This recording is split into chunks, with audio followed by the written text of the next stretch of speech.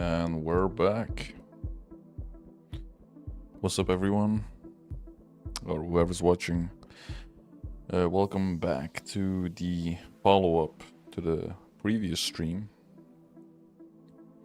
where I'm currently working on a new character. And today I'm gonna try something new. Well, it's not really new, but the workflow is rather unorthodox in contrast to what I usually do. So I figured rather than using plasticity or whatever, I'm just gonna stick to Blender. I'm gonna try, keyword try, to what's the word? Where's this guy actually? Oh, there we go. To model this helmet, the shoes, all that. It's hard surface, so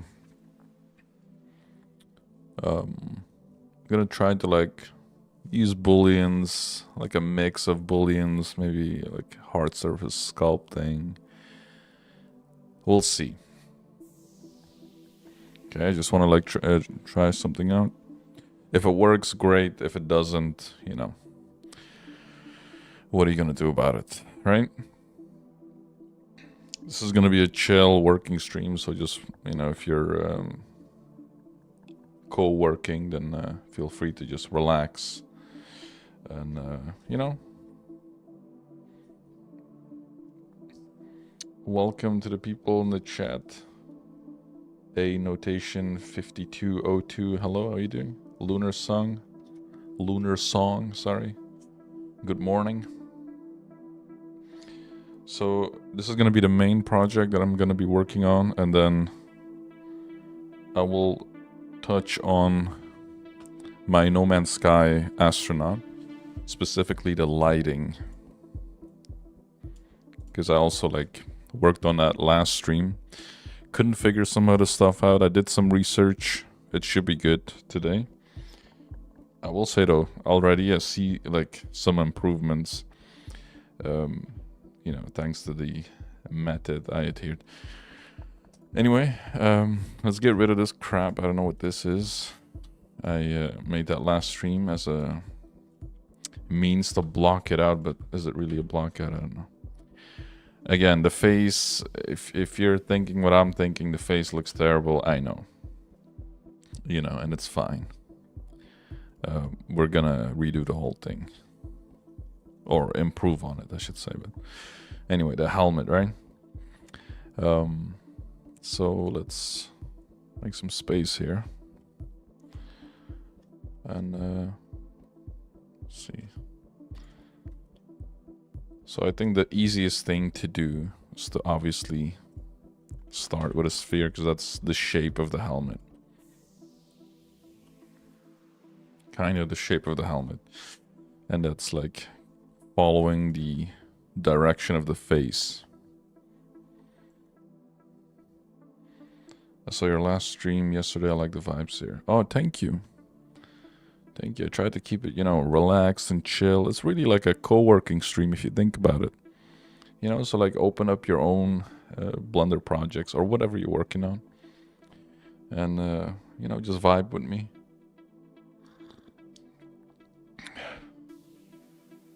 And, yeah. And if you're not in the Discord yet, check the link in the description. That's not the one. That's the one. Let me get that title card on screen again. So link in the description. The Discord server has been, well, just like the channel really. It has been like dead for a while, but I'm gonna revive it again. I have, you know, with the streams, but also like maybe little prompt challenges or just, you know, keep it alive. Do you use Windows? Yes, I do. Yes, sir. So I'm gonna just simplify this for myself, like that. Dude, if this works, I'm gonna be so shocked. Also, I just love a little bit of problem solving, you know what I mean? That's part of the fun in Blender, I think. So, okay, this guy, the mirror is gonna be on all the time, so I'm not really touching this. I'm gonna model half of the helmet here. So that would be, if I could just paint this out. So we got one ear, we got this section. I just need a different brush really. And make it like a bright color. That contrasts well. So the sections I'm gonna cut out with booleans again. How is window? I mean, I guess the same old, right? Like, that's fine for... But then again, I'm not really doing a lot of crazy stuff, you know. I primarily use my PC for 3D work, gaming, and that's it really. Obviously, like some work with documentations and whatnot, but you know, that's not really using a lot of computing power. I would say the 3D part is using the most. I mean, and then you got your standard Windows updates, but again, I haven't really... I usually turn those off. Same with my phone. I haven't updated my phone in such a long time because I notice with my phone it slows it down significantly, and can't really deal with that. I'm trying to think. See, if I were to do this in plasticity, I would draw out splines. And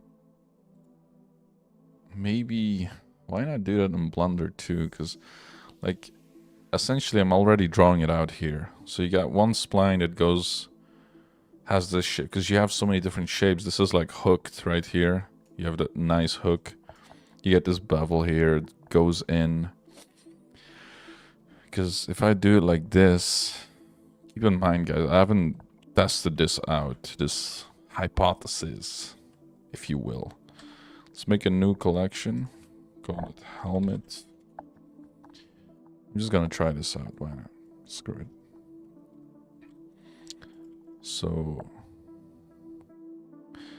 and I'm not sure if NURBS curves are usually used for this, but I'm just gonna go ahead with what I'm comfortable with, which is the path curve, which is also the same curve I usually use for hair cards or hair. And, you know, works fine. I know. Windows XP. Yeah, I grew up with XP as well. And then there was Vista, and then 7. And, yeah. I think Windows, I like Windows 7 for a long time, but it's also because I just, you know, what were my choices? Not many. Okay, let's see. So I'm essentially drawing out the helmet with lines.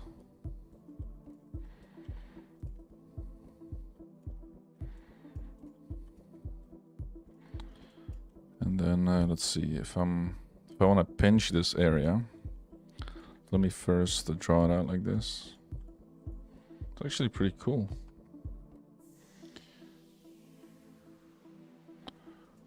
Let's see.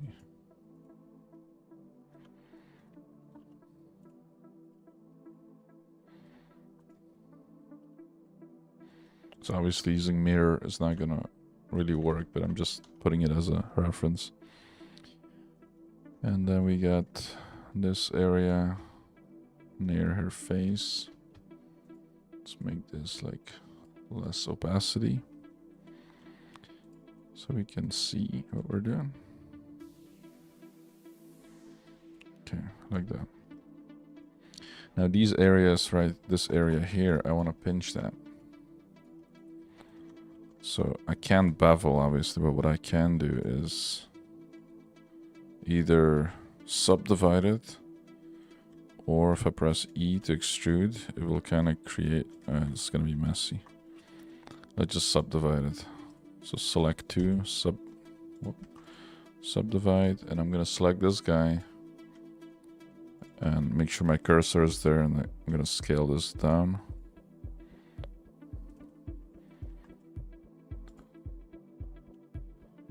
See, that worked perfectly.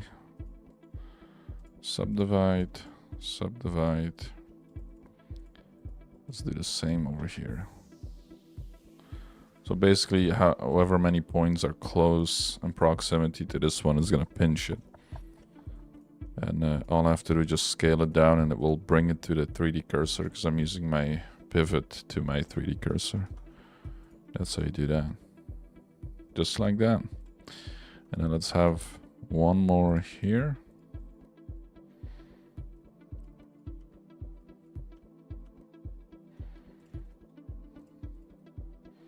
And then maybe bring this guy out a bit more. I was just enjoying some, just playing some Stellar Blade before I streamed. Again, I've said it last stream, I'll say it again, the outfits in that game, like, bravo to the team, like, holy crap. It's so detailed, and then, like, separate rigs that they've used for, like, you know, intricate parts of the suit that are flopping around. Yeah, it's not just a reskin. They very, very ambitious, but at the same time, they managed to do it, you know?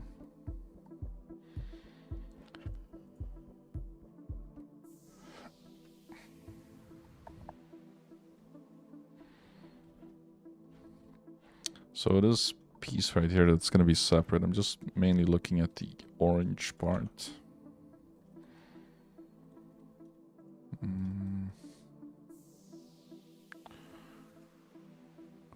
You know what,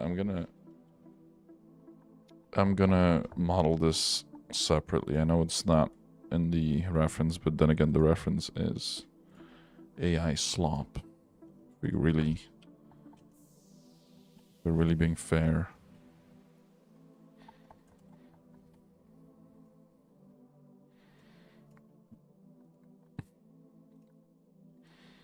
Bring this up. And you know, the ears are also really there for reference. The character, you can't even see her ears, so I'm not gonna model them. Well, we'll see. Because she also has hair covering it, so, you know, should you model the character with ears? I usually do, even if you don't see it, but that's because I'm already, like, going through the whole design phase anyway, and it's like, it's just ears. Why not? Especially if they're stylized. Let's see. I'm really curious to see if this works.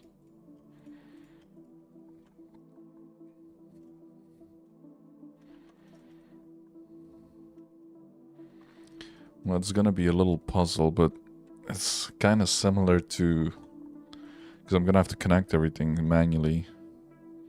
It's kind of like if you read topo by hand, you're already, you know, going through a whole puzzle, piecing everything manually, making sure the edge loops flow. I remember when I just started with Blender and I was quote-unquote re-topologizing. Well, trying to, I should say, and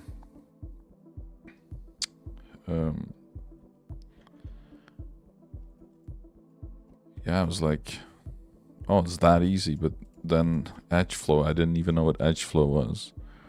And Yeah, it used to be terrible looking. So the minute I started UV unwrapping it, I realized, oh, okay, so that's why edge flow is important.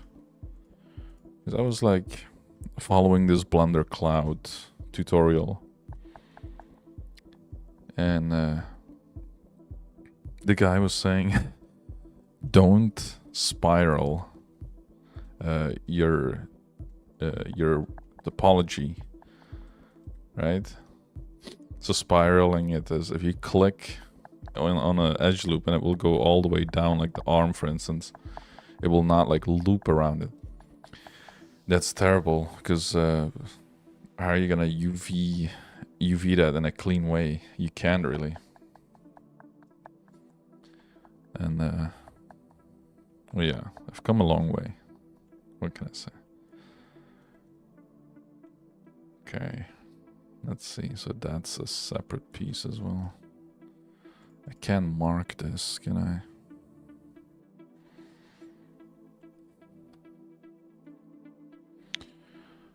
No, I cannot.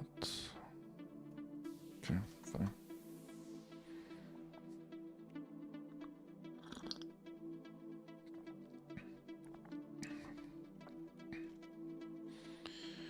You like the AI slop? People demonize it a lot.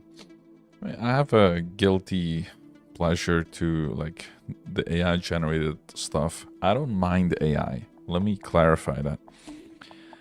So I quickly want to touch on this because I've said it on the last stream. There's a few small things that AI kind of made pointless.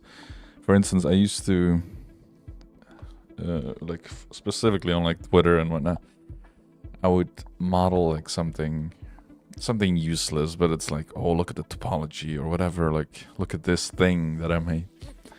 I feel like that sort of stuff has kind of been ruined because everyone like just generates an image and it's like, oh, look what I made. But when it comes to like the whole art process, like making a whole character, like making this, for instance, and posing it and whatnot, I don't think that's ruined because I'm literally doing it right now. Because the whole AI thing is not the same, right? But I will say though, the part I dislike heavily is the way people are, the AI bros are attacking artists and are like, oh, I made your art in like 0.2 seconds. Like, I don't get that part. If you're gonna be competitive, competition is good, I think. Right? I am a fan of healthy competition, but when you're comparing two different things and then they always use the same bullshit comparison, like, well, if a photographer is taking a picture, all he does is press a button, that's not the same either. A photographer needs to composite in real time, basically. You know, if you're lighting a model and compositing it in Blender or any 3D software, you are doing in a virtual space what a filmmaker or photographer has to do with a team in real time. Right? And, you know, you can take that knowledge to the virtual realm or in real life.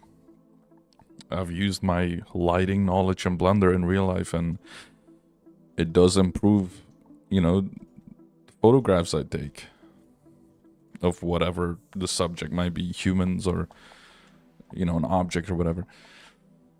But yeah, saying it's the same thing as pressing a AI generate button, it's not, because you don't have to worry about, you could just say make this look like an ArtStation render, and it will do so much stuff for you that if you understand it, fine, but if you don't understand it, don't bash artists for it, you know.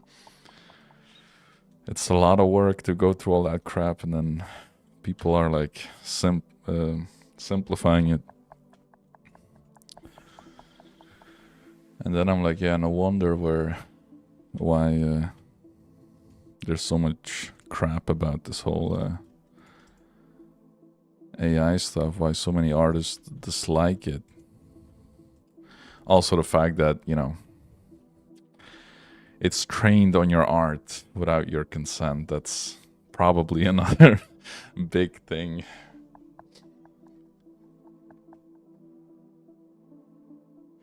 Another thing I will say is really nice to, like, I do this in ChatGPT. If you see a reference, you can input this image and say, give me a reference sheet and T-pose from the front, side, and back, and it will give you that. Right? Like if you really needed that, like I've always practiced making a model from the reference image itself. You can practice that by sculpting a lot. Like noticeable YouTube channels that have, you know, that do this are Speechar. It's a really good channel. Was really the only one. That's the one I've followed most and taught me like how to make a character, even if it's posed. Like you don't need a reference sheet really. Let's see. Some people have the wrong idea that they're making art just using prompts, whereas anything else, if you took some time, elaborate stuff to be good, valuable. Yeah, honestly, like if the other thing is if you combine, like I've seen artists that are skilled in like Blender or any 3D software, and they combine that with AI. Of course, that's different, right? But yeah, the stigma still lives on. People are still like negatively looking at it. Yeah, at this point, honestly, I don't really mind it. It's whatever to me. You know, you see me enjoying like using AI to a degree, and I use it in my streams. I've in the past on my YouTube videos as well. So yeah, I got like, you know, I use it. What can I say? And I'm not shy about it either. But yes, I also understand where the frustration comes from, and I wouldn't brag about, you know, this is not my work, just so you know. This is 100% AI generated. It's based off of people's work it's been trained on. I don't think it's trained on my work because I've never made something like this, but after today it probably will. No, I'm kidding. That would be a horrible take, because I mean, you can train your model on this. I just don't think it's a good idea. What's up, Ahmed? How you doing? Starting strong already. You know this will be insane. I hope so. I'm trying something new today.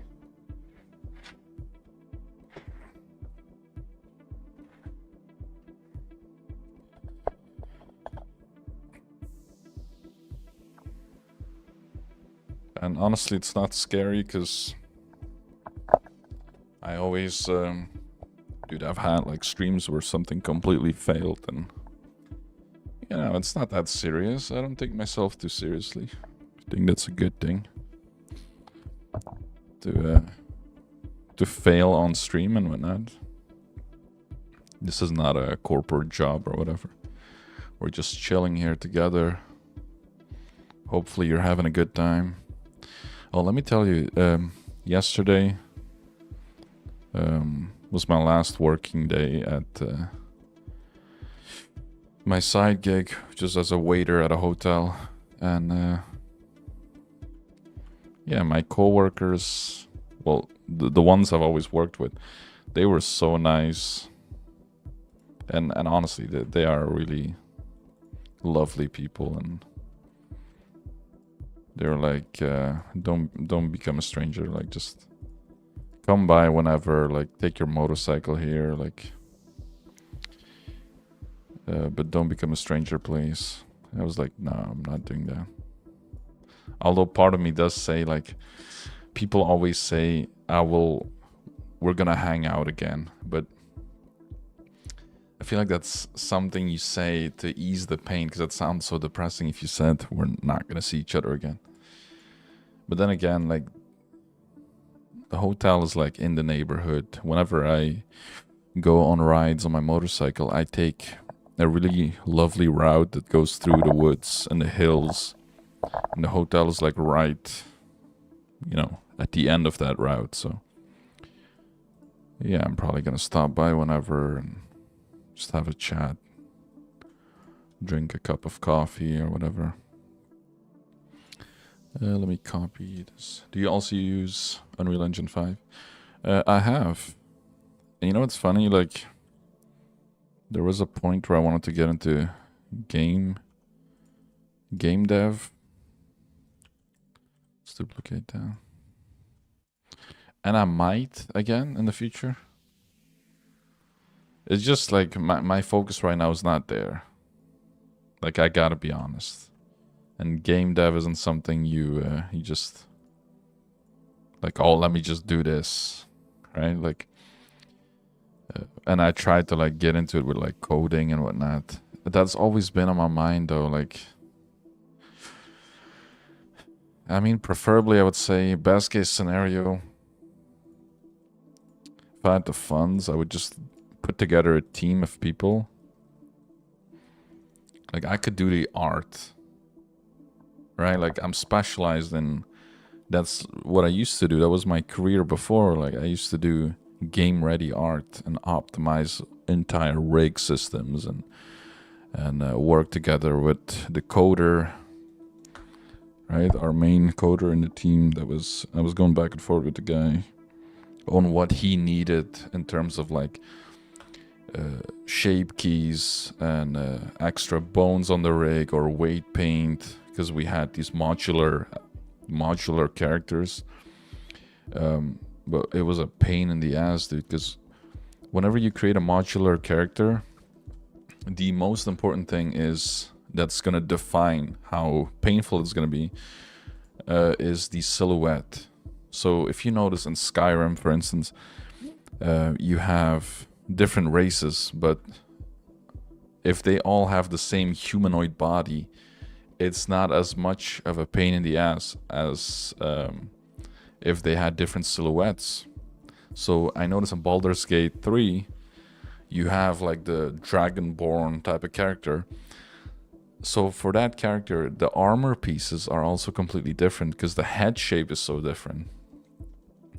So that means every different silhouette, right? So this would be one silhouette. Another silhouette would be a character with, I don't know, like freaking 5 arms or whatever, or like a bigger belly or huge muscular shoulders.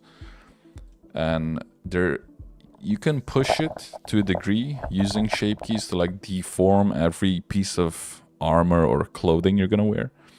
But there's a point where it has to stop. And dude, we tried everything. I came up with, maybe we can cut up the models and then use shape keys to morph it and this and that, but it just looks so weird in the end. Let's see, are you planning to focus mainly on YouTube? Well, look, this channel is really a hobby for me, and that's honestly how I plan to keep it, because that's how I enjoy it. And I feel like, you know, if I can't enjoy something, I'm straying away from it. That's how this channel actually got abandoned in the first place. It was also because, you know, there was a lot going on in my personal life. But no, I enjoy when something is like a space for me to go to and just relax and unwind. That's currently what this channel is for me. Like, being able to live stream. I literally picked it up 2 days ago again, so being able to create. And right now I am constantly reminding myself, like, it's okay to just relax, you know? You don't have to constantly run around and do shit and end up stressing yourself and burning out. So yeah, honestly, like, this is great. What type of game would you want to make? Well, I've always been a huge fan of space games. Huge fan. And honestly, I'm still waiting for some creator out there to create that ultimate space RPG game that just works. And as you know, there are many great space games, but I feel like every single one of them has a single element that they really peak in. But there's never really been a game that's like completely polished and it has everything. And I'm not necessarily talking about a huge game with millions of planets, because that's kind of pointless, because you're not gonna reach all the planets anyway. I mean, as much as I like the fact that in Elite Dangerous they did like a simulation of the Milky Way galaxy, like a 1-to-1.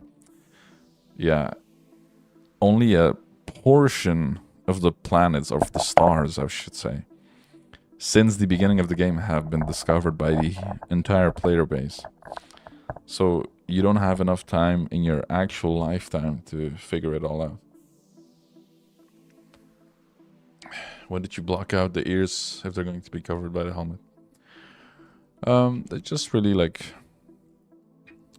to know like where parts are going to be. Like, for instance, this cylinder, I'm assuming that's right on her ear. That would be like a headphone or whatever it is, like a thing that goes through her head if she's a cyborg. So it's just for blockout measures. Okay, let's try to bring this piece together, right? This front panel. So I'm gonna duplicate this guy.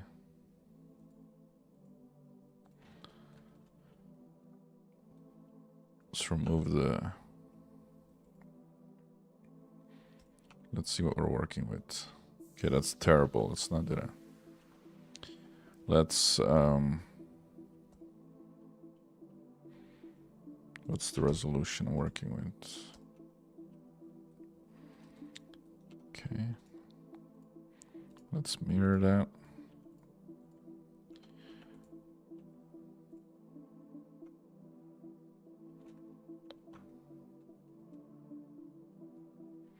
Okay. Maybe you want to decimate it. Oh, it's not doing that. Okay, so let's do a checker, deselect, then dissolve the vertices. There we go. Okay, nice. Now we can work with something.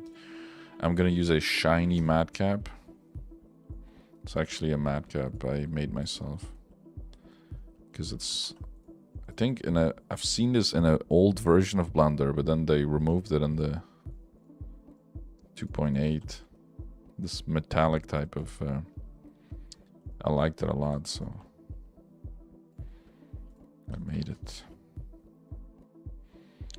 Okay, let's see, what do I want to do with this?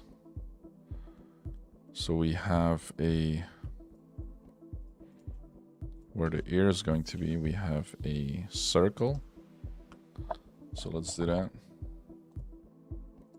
Let's up this here. I don't want the circle. And let's give it 8 instead of 32. I only need 8. I'm gonna kinda, honestly, I could just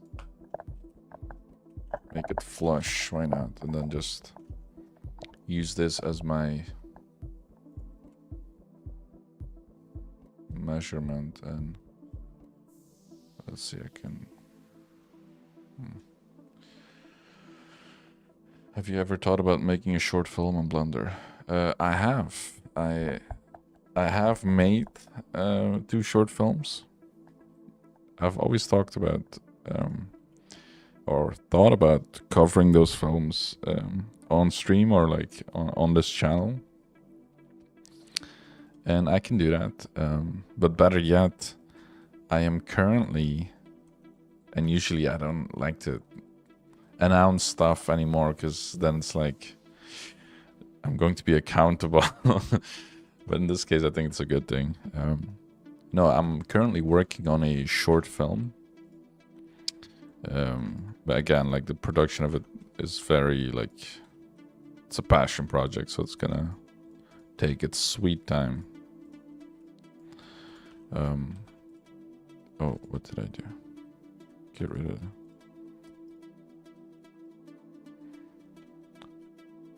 But I'm going to cover the whole progress on stream as well, except for the script writing, because you know I've already written the script. But I think that's a fun thing to do, to cover the short film on stream, because it's also like different. Okay. All right, so this is what I mean by a just solo that for a second.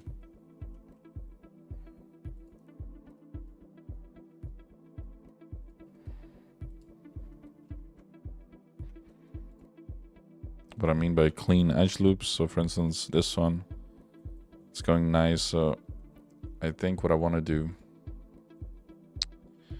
is make this area flow, like feed it into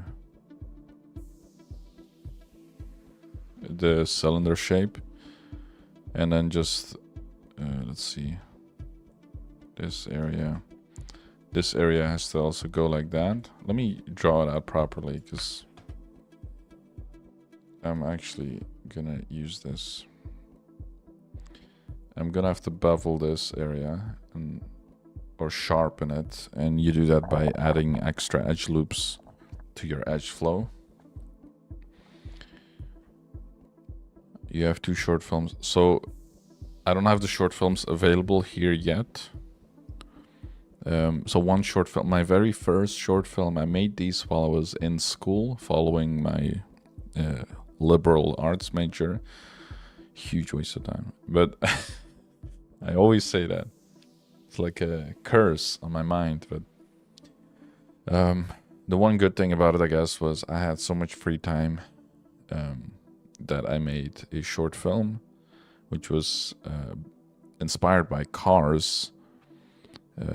But I was like, what if Cars was set in space and you have like the Voyager spacecrafts and the Pioneer spacecraft? So it's based on real spacecrafts.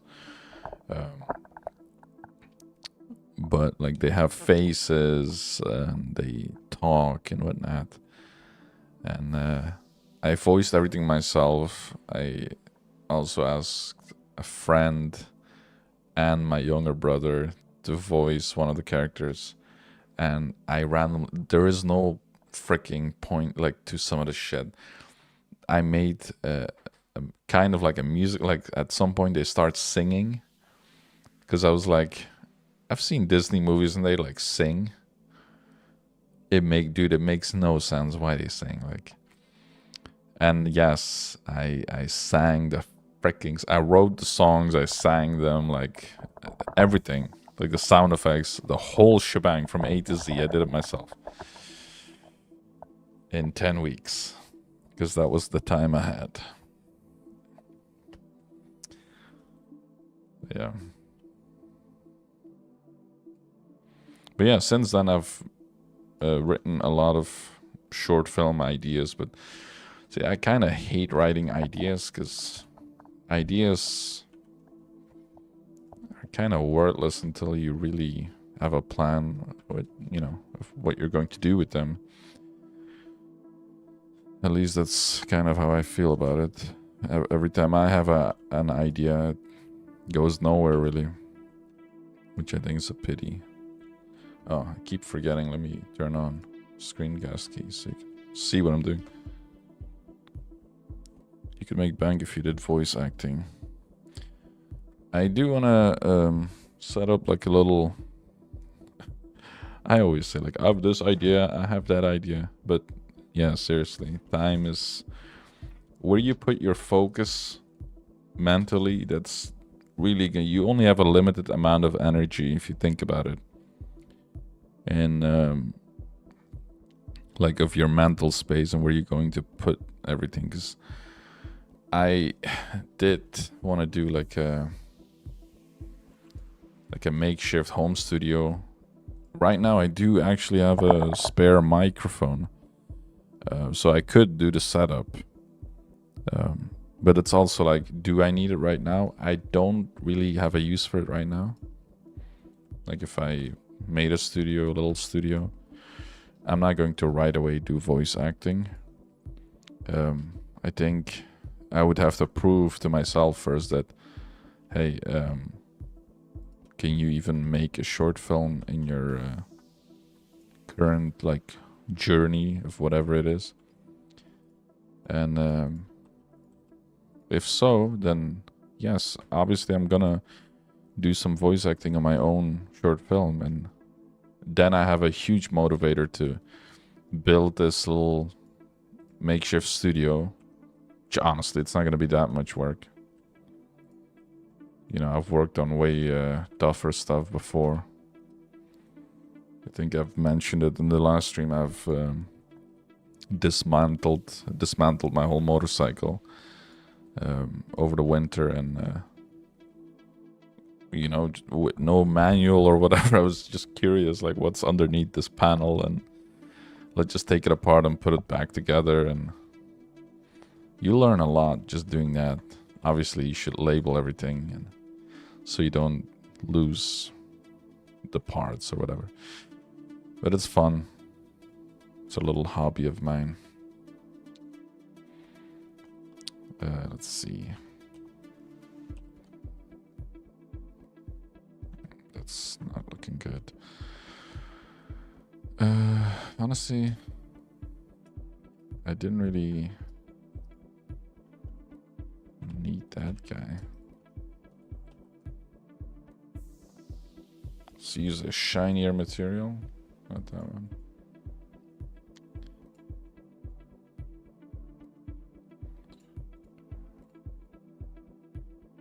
This one.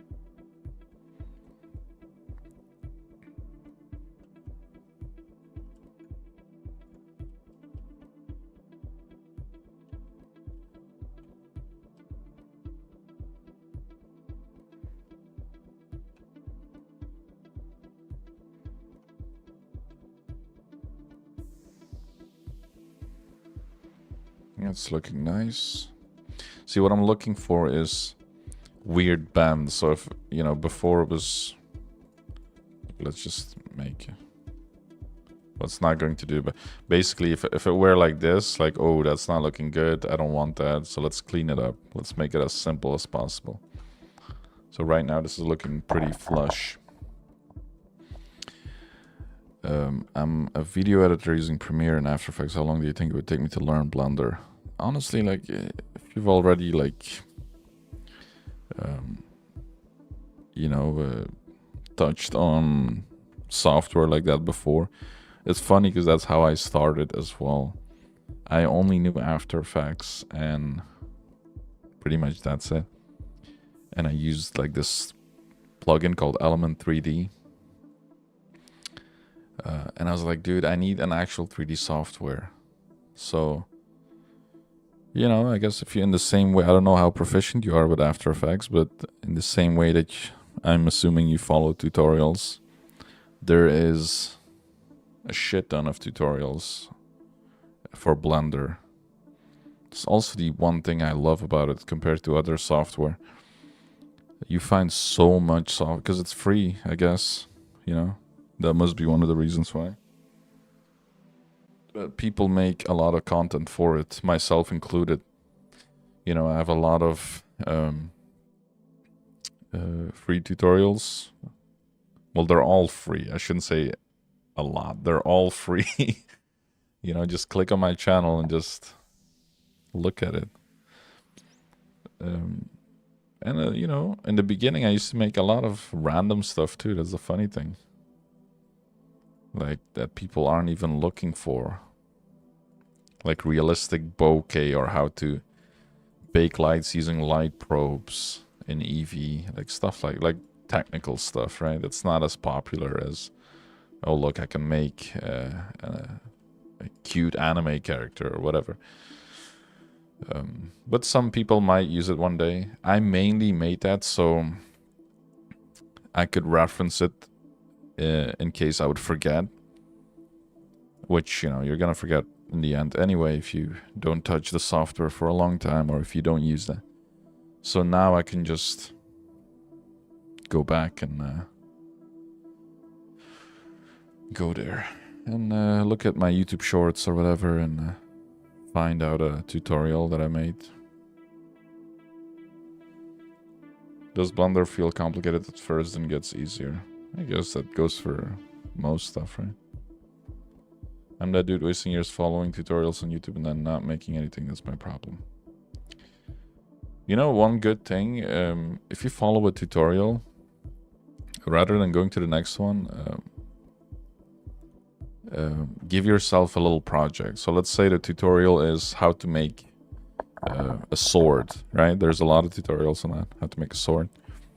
And usually the guy in the video, or whoever made the video, puts the reference image up for download. But rather than doing that, go on Google or Pinterest or ArtStation and download a similar looking reference image. So if it's like a cartoony sword, download another cartoony sword. But it should be different than the one in the reference, than in the video. Because now it forces you, in a way, to think on your own and make this. It's still a sword at the end of the day, but it's slightly different and you have to do your own adjustments and whatnot. I guarantee you, you're gonna learn so much more doing it that way. You can still reference the video, but you're kind of forced to do your own stuff now. Obviously, that kind of depends on what you're gonna do. If it's like make a whole character, you could still say, I'm gonna make my entire, like my own character, my own reference images, all that. And, you know, just go for it. But yeah, don't, you know, stay stuck in tutorial lane, because, yeah. What's up, Opa 80s?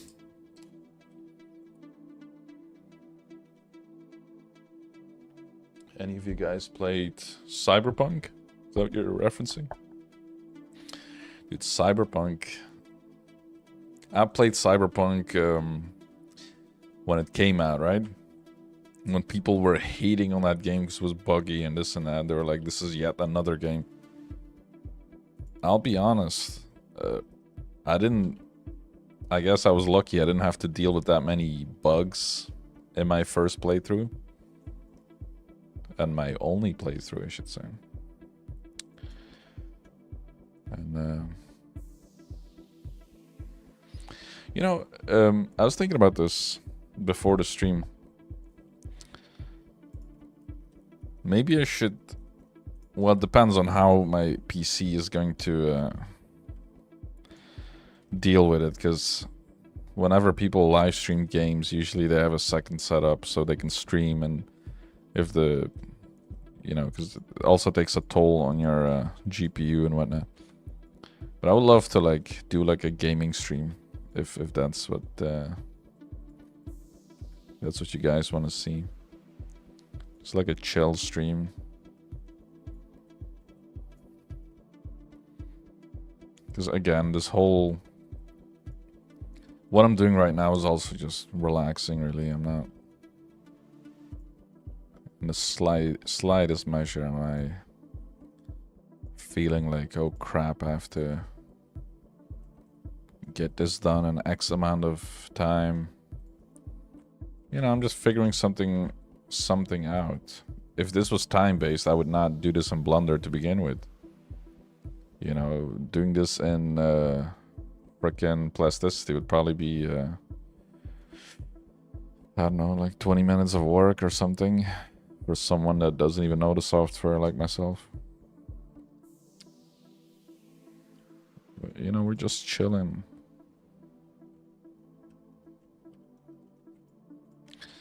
Just connect this here. Connect this there. Boom, boom, boom, boom. So look, oh, surprisingly clean. What kind of games do you play? So right now it's a lot of story-based games, but I would love to like do Dude, I've been telling myself to do a replay of Cyberpunk, which I never really got to do.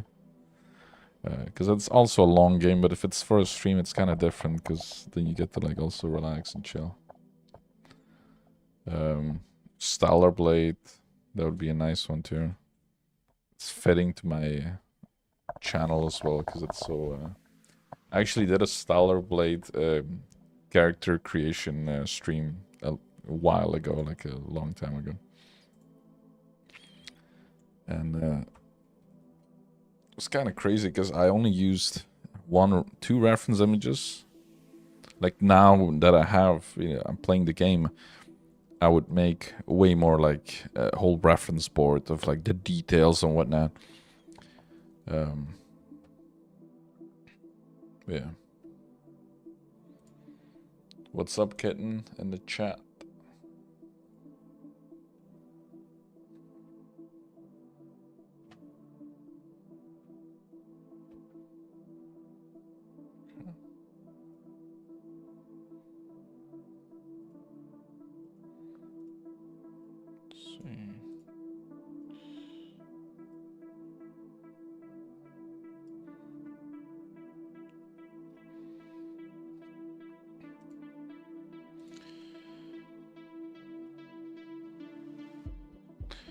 All right, let's see. This is coming along pretty nice. Let's flow. Let's do like a flow towards the right,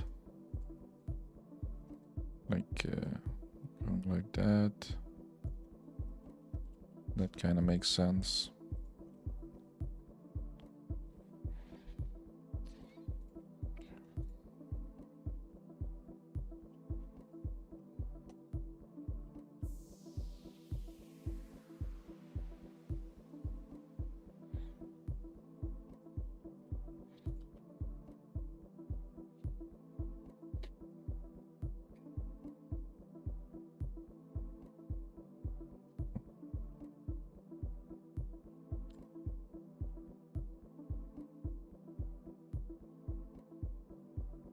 Okay, so I want to make sure I don't mess up the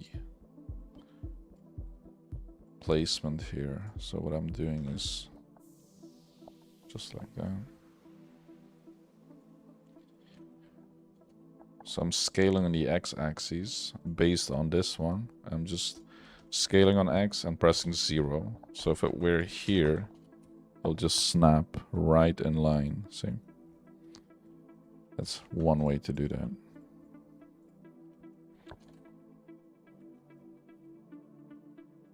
I am working on the helmet.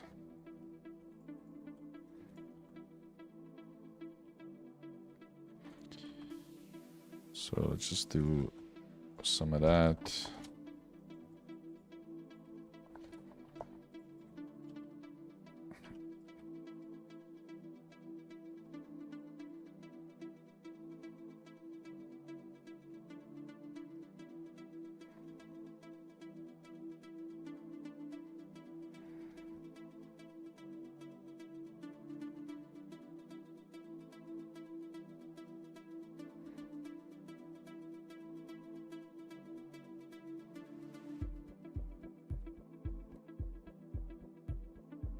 I don't need this guy. There we go. That's looking pretty flush right now.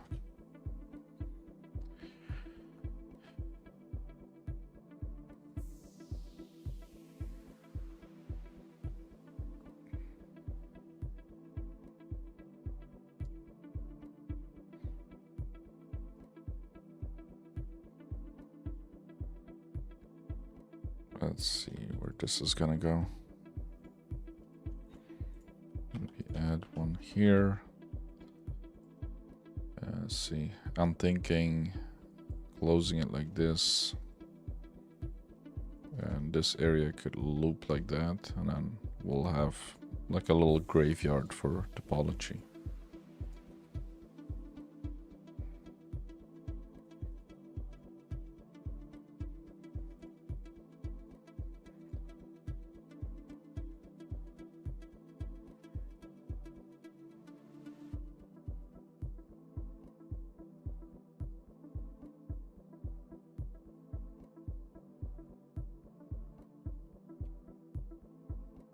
So in this case, the triangle doesn't really matter because it's flat. And again, it's not messing with the edge loops or the shading for that matter. I think this part is a little pinched too much. Maybe like that.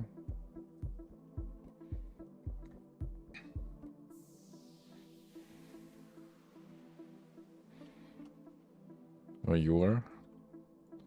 You were up like every 2 hours last night. Oh man. Are you sleepy now? Go get some rest. Okay, let's solidify this just to see what it would look like.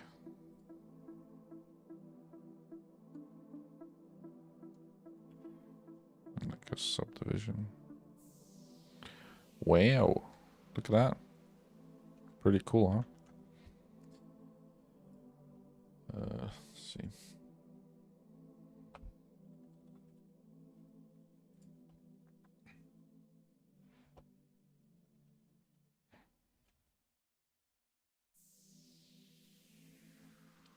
Oh, there is this part as well. I forgot about.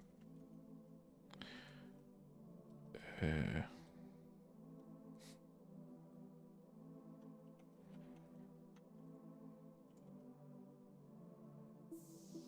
we go.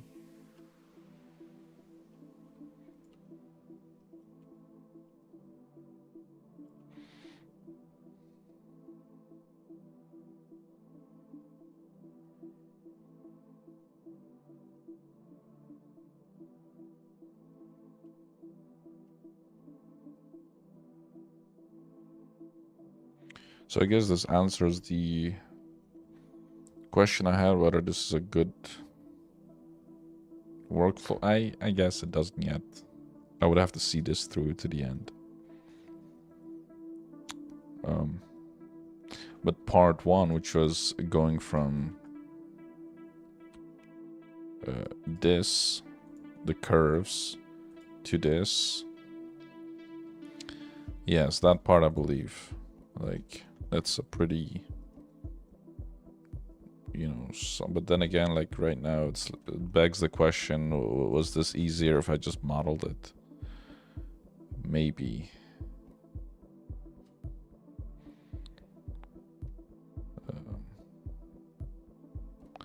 So I think what I'll do is kind of like passing the torch type of way. I'm gonna make a duplicate of this. Let's like archive these guys. Or maybe not yet. And I'm gonna continue. So let me just mark a seam here, even though it's not doing anything. I'm just gonna continue just modeling it instead of using curves from here on forth. So let's see, that part is right there. That's this section over here.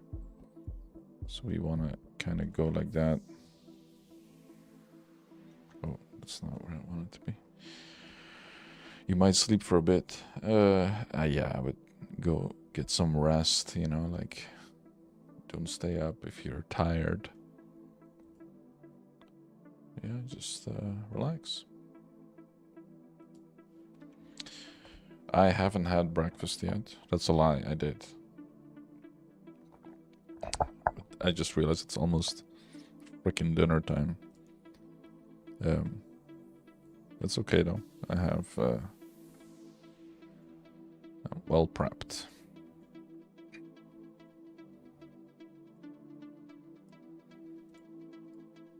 Okay, let's see. That part right there.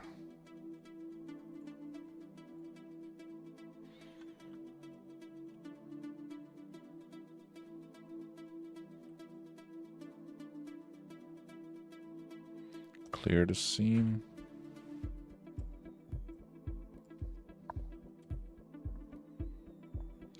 Did you work out today? Wow, you really are being my nurse right now. like in a what do you call those nurses that have to deal with crazy people. I'm the crazy people. I did not work out today, but listen, I only get to have one rest day in a week. I've already worked out consecutively for 5 days in a row. And it just made more sense to work out tomorrow. I was really hyped to go and work out, but I was like, if I have to do it, I have to kind of rush it to get, you know, kind of... I wanted to stream on time as well, but I was like, tomorrow I'm going to be at the gym anyway for work. I might as well just do it after. That's how I used to do it. And then I was like, let's do a different split this week. And I guess we're not doing that. So I'll work out tomorrow. And I get to enjoy my free day today. Psych nurse. I just didn't get to the name, sorry. You deal with unstable people all day. Well, what's one more, right? I'm kidding. God. Listen, I'm not that type of edge loop guy. What's the freaking word? Who knows? Edgy. Although edge loop would be a bit more... let's see. What the hell is this?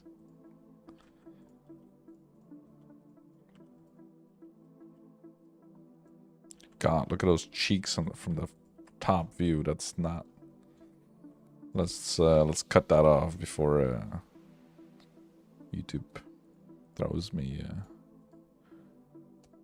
in horny jail. Edgelord. What the hell?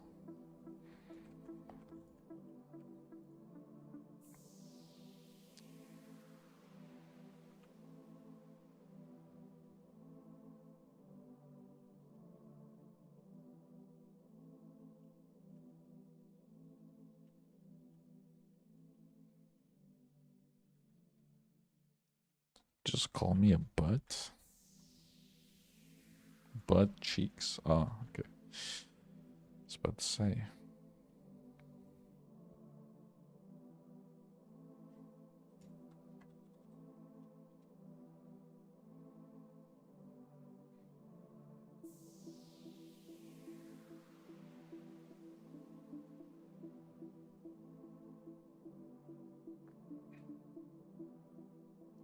So I do need space for the ears. Let's mark that territory as well already. That's here. Mark seam. It's quite some real estate. Quite some real estate, yes.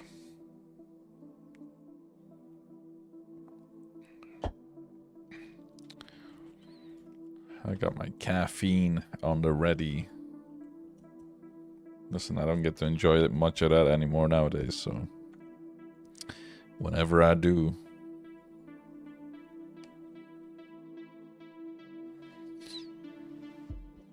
I guess if it's not realistic, you know, then YouTube won't... It won't get flagged.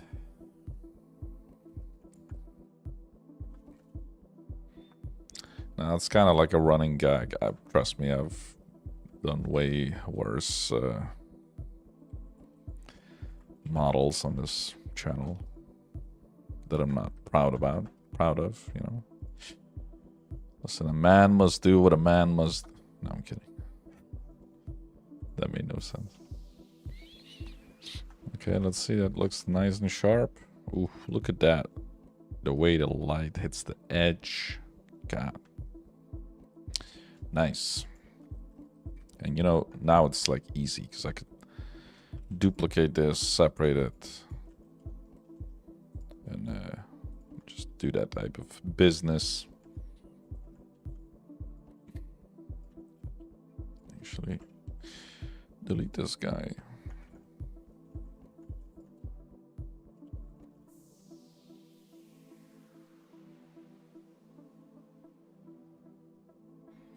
There we go. Beats by Dre in your space helmet.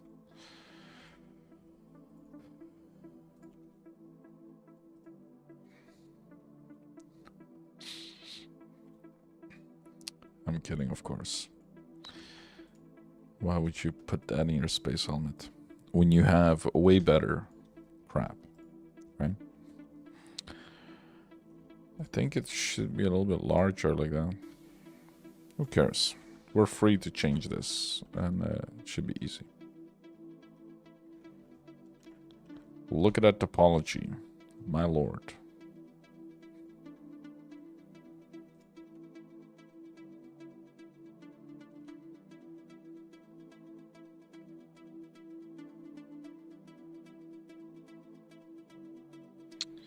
Oh, I notice a little bit of unstable right here. Looks a little... of course, we actually need something like this.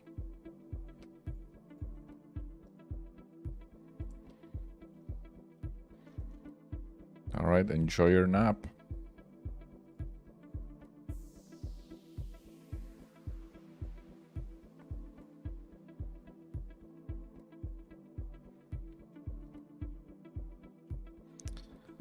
We've now created another problem, another...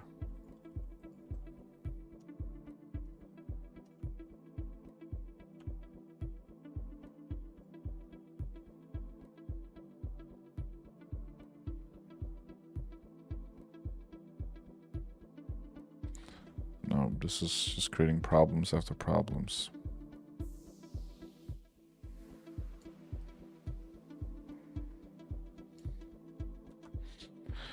This is not good. Honestly, just keep it like this for now. I'll come back to this. Or I won't. No, I will. Doesn't look good.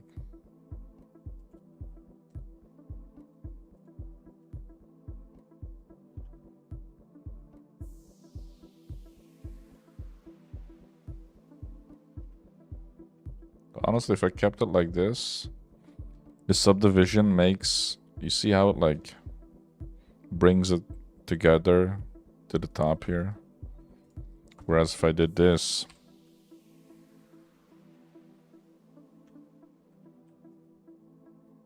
And also I notice in the shading it looks way cleaner too. Like this area here. Alright, I guess it's fixed right now.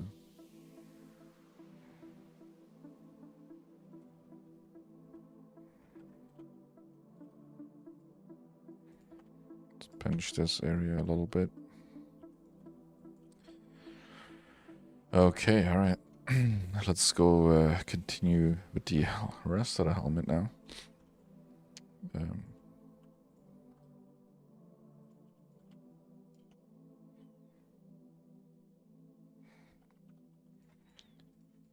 What if I do that? Terrible. Let's bring it together. That's it.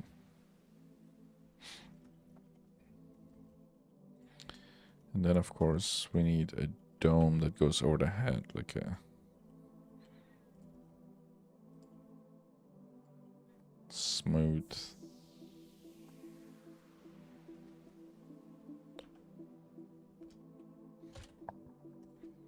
Smooth shape. Kind of like that. I mean, it's not the best shape, honestly. Like, it's kind of wonky looking. That's a little bit better. Yeah. I believe it.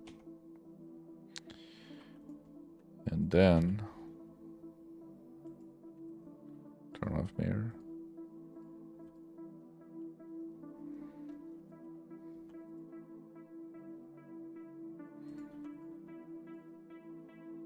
I know this is not the best way to do this.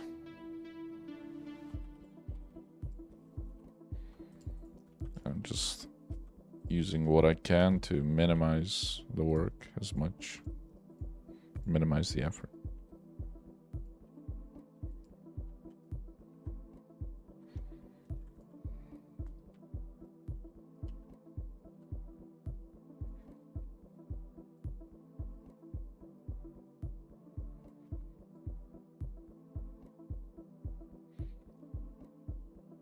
Now I need space for these cat ears. Huge cat ears, which start at the right here.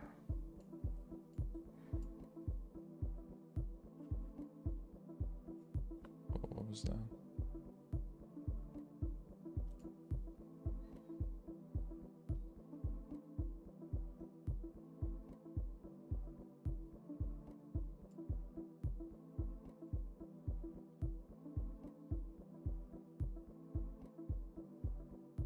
It's sometimes like freaking Discord, like the sounds go through before I can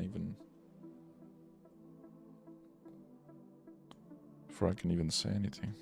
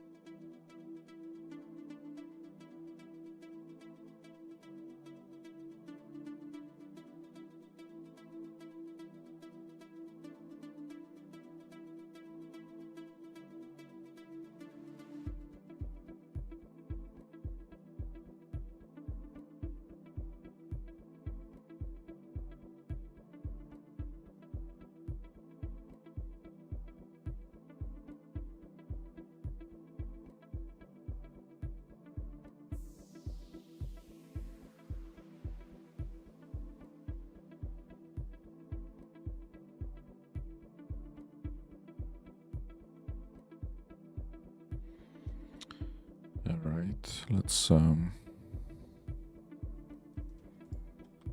figure this out.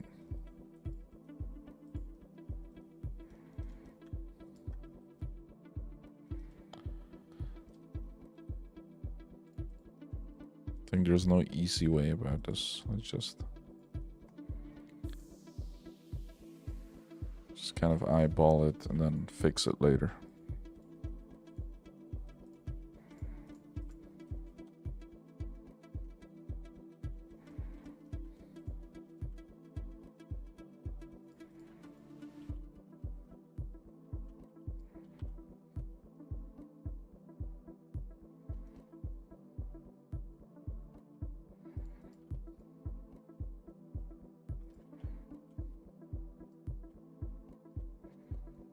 Oh, hell no. That looks terrible. Let's go back.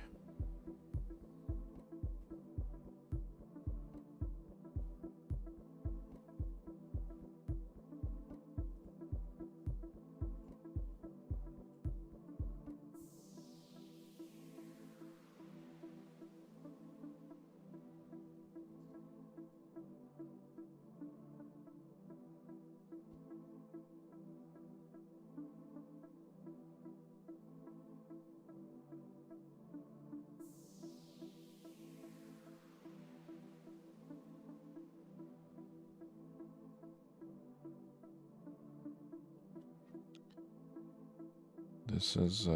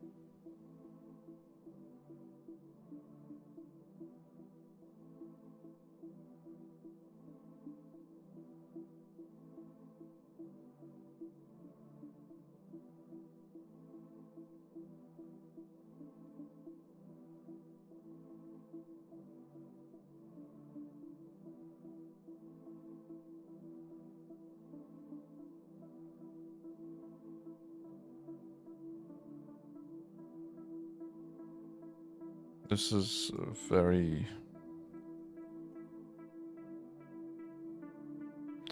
Honestly, that could work right now.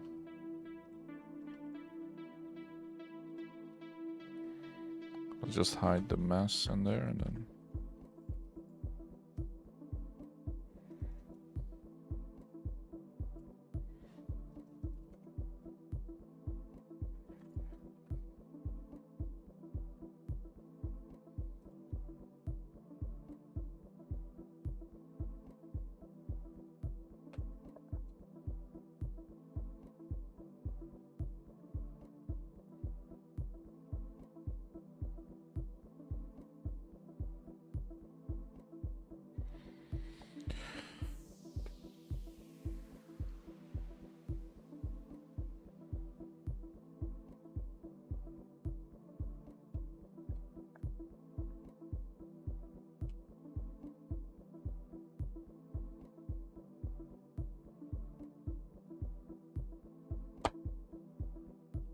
Dude, every stream... Whatever. Saints always... People texting me right as I stream.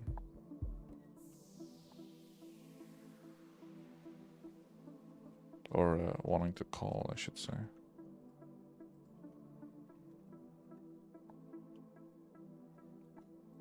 It's fucking annoying. Let's see. I don't know if I want to pinch that area. Kind of looks alright. Let's see. See what's happening here.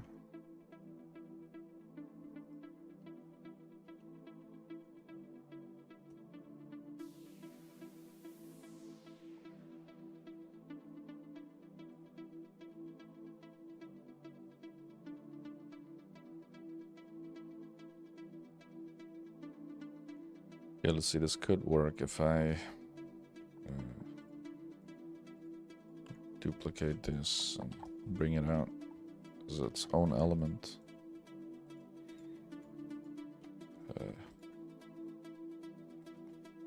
Like that. Of course, this is gonna be a huge mess right now, but because these shapes are also very all over the place. Let's see. 17 vertices.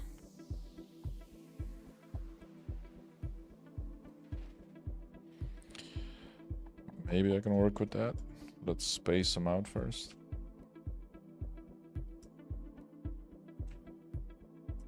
Delete the face here.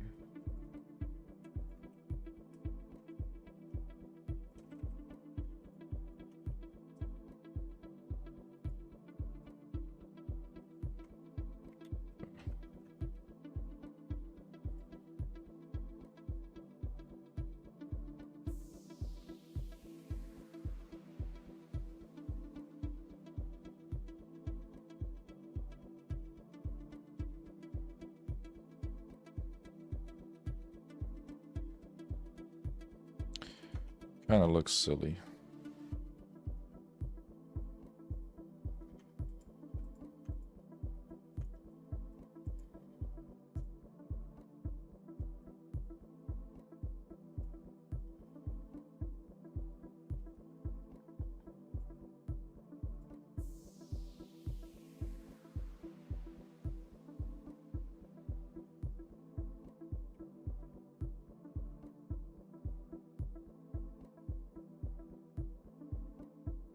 Okay, so I need to like get rid of these before they like get to the top. So like maybe right here I should dissolve it.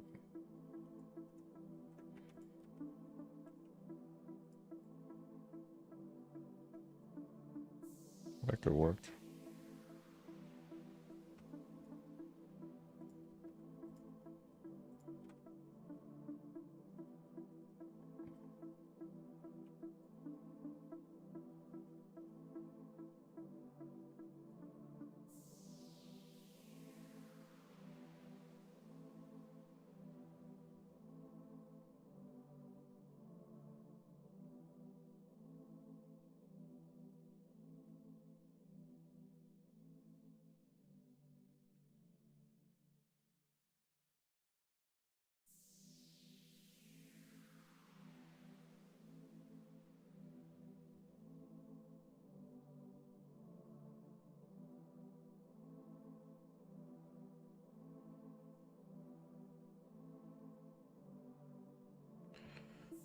I'm not sure. Not sure about this.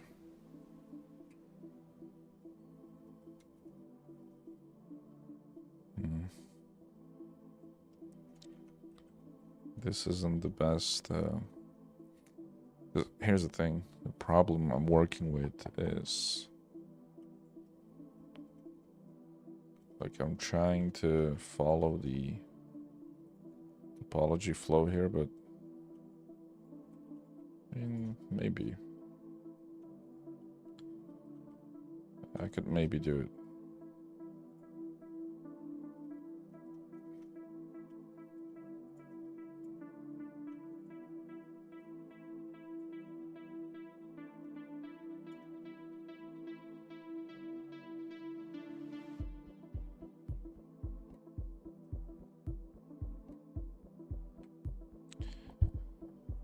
See, last stream, I remember you mentioned doing commissions for VR chat users was too much of a pain.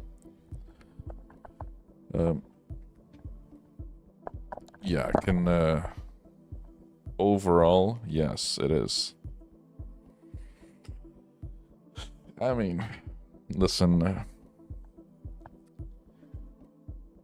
it's always the crowd, right? Like the type of business or whatever you get into, like with VR chat users, it's been too consistent. You know, like it really depends on how you deal with it. I'll say I've had one commission where I basically made like the whole avatar, and I didn't make the client pay until I would deliver, right? But so in the meantime, you know, there's a risk to that, because what if in the end the client says, no, I don't want this, and they bail on you, then you've done all this work for nothing.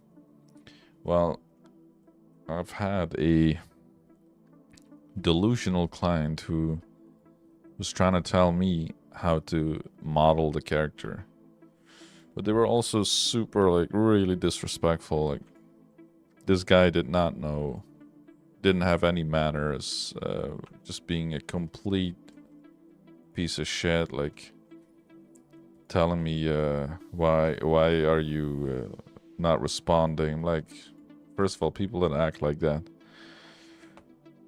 for me, that's already time to wrap things up with them. Like, usually I just go like, hey, you need to stop talking like this because you're not my boss. It's just a commission, like, chill out. But to them, like, some of these people, they take the commission like it's their life's work. It's crazy, because as an artist, you're the one doing the work, right? Like, they commission a bunch of people to draw out their OC or whatever it is, and they need someone to, you know, realize that for them, put it to life. Yeah, this guy kept going, rambling on and on. Then suddenly it went into the technical aspects of it. Now he's in my territory talking about something he doesn't know what he's rambling about, right? Like, he says, why did you use hair cards? I said, that's how game engines do it. Most game engines, if not all, do that. Especially VR chat. You know, they, as far as I'm concerned, they don't use hair particles. At least I've never seen that. It's always been hair cards. It's Unity. It's simple VR shit. And he's like, well, Roblox doesn't use that. That was legitimately his counter argument.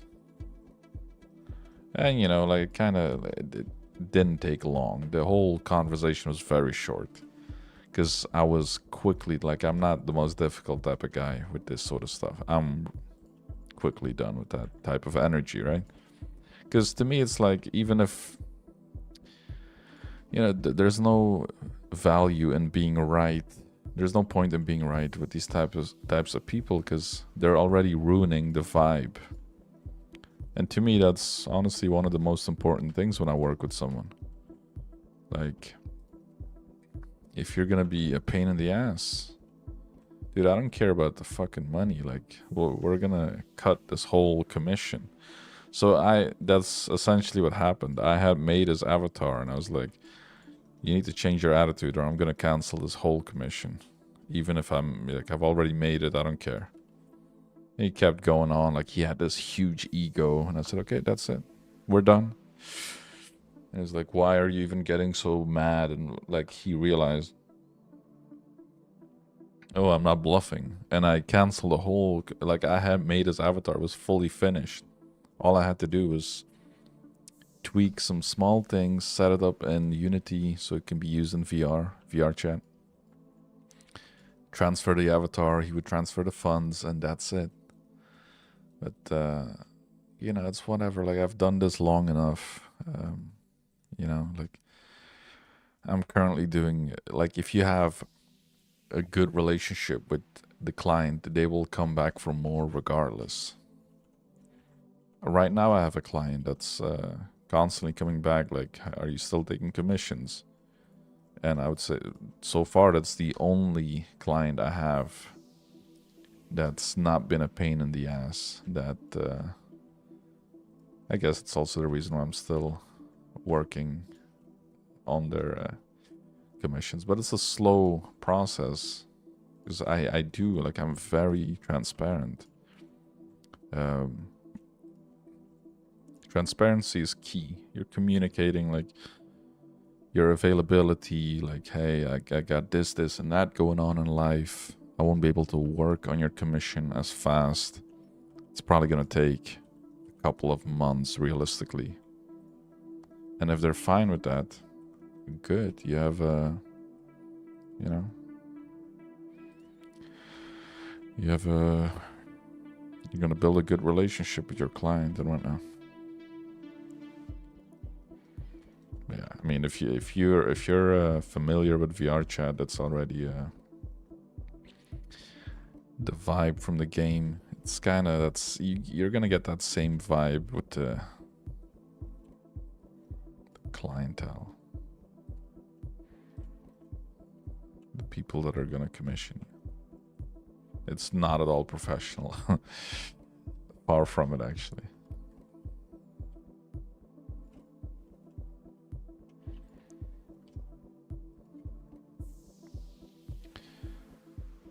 Let's see, that's starting to come together. I miss this this flat front. I need to fix that. And to do that, unfortunately, it means I'm gonna have to readjust this once more, because for it to have like a nice flat area, the edge loops would have to go around this whole area. Then I can add extra edge loops around that loop and tighten it.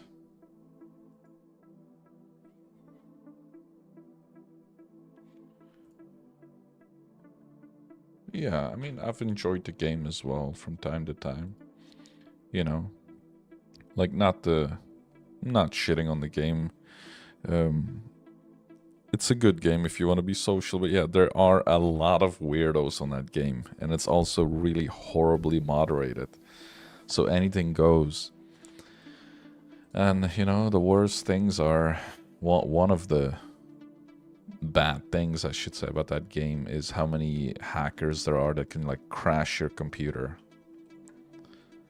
Right? Like, their avatars, they spew out geometry at in your world, basically, and then let's see, Flaren, I was wondering where you went. Turns out YouTube turned notifications to personalized. In other words, practically unsubscribed me. How are you doing, Azo?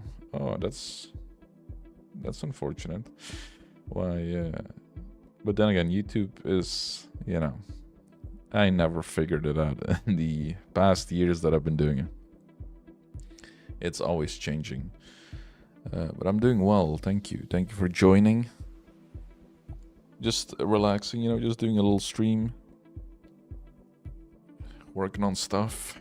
Or working on a new character right now. And trying out new scary stuff in Blender. How are you? Let's see, maybe I couldn't do this. So the things I do enjoy about VR chat is people are very creative with udon scripting and so you have worlds where you can like fish or drive cars or fly planes, escape rooms, who was the murderer, like stuff like that. I think that's nice. Karaoke, because it really makes you feel like that. Remember how Mark Zuckerberg was talking about the metaverse that they were going to create, which, by the way, I very recently saw that they're going to shut down their little metaverse game that they had created.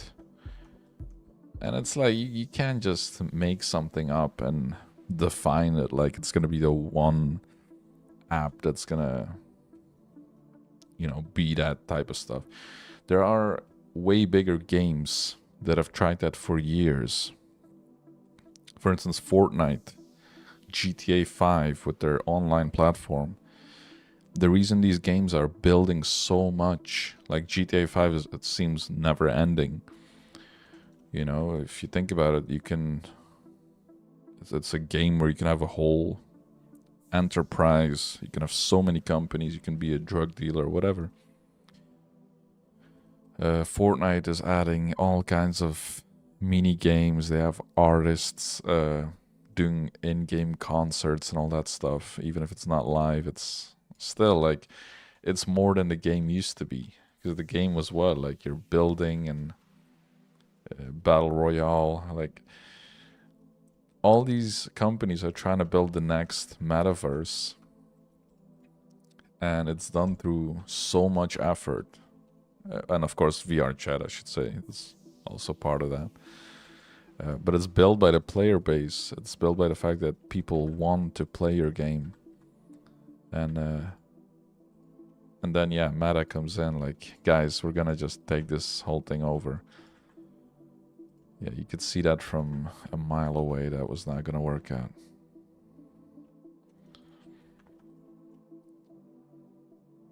And also, I tried their game. It wasn't really good. It was very limited, of course, very politically correct. And that's the other thing. VR chat is far from politically correct. It is very, I should say, very, oftentimes it's very toxic.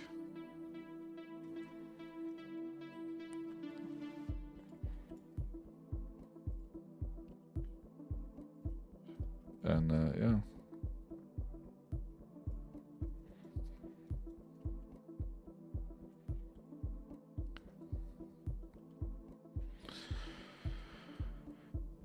Let's see, that's weird.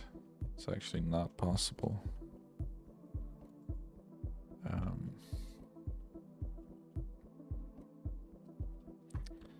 Let's do it like this.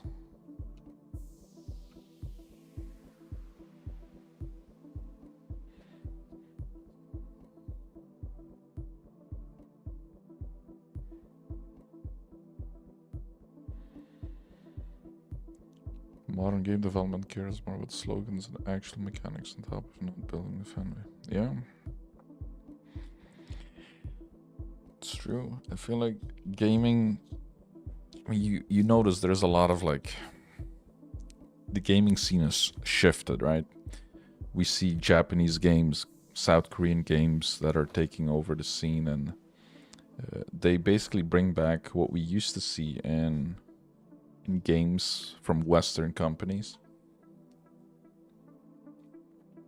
Because honestly, Western companies, for far too long, they've cared too much about being, like bringing politics into the games. And I'm not necessarily blaming the developers, because again, I've worked for a small Very small gaming company, but we were released on their meta. Like the game was released on their meta's, you know, like gaming scene, publisher, whatever. But just imagine, at our scale of like, what, 7, 8 people in the company, we were already, the investor, they gave you funds, right? And they expect a certain amount of things that you can push. But with that comes also, like, we want to see X, Y, and Z, and this has to be the case in your game. If not, then you're not going to get these funds to begin with. I'm just putting it bluntly, right? Like, that's obviously, it's way more diplomatic in real life. But just imagine, that's a small company. Can you just imagine how bad it is at a huge scale? With like Ubisoft or, you know, Rockstar Games or whatever. So yeah, I don't blame the developers. I don't blame the... honestly, I feel bad for the artists, the developers, because everyone blames them in the end. But these are the guys that are sweating bullets whenever a game is being delayed. And sure, that's not always the case, right? There are, but I'm gonna take a stance here and say, like, whenever you see a game and it's not close to release date, and the publisher is gonna tell them, guys, this is the release date, that's not realistic. Doesn't matter, you're gonna release it, or you're gonna put out an apology video on Twitter or whatever, and everyone is gonna hate the company, and before long the company closes. It's shitty, bro.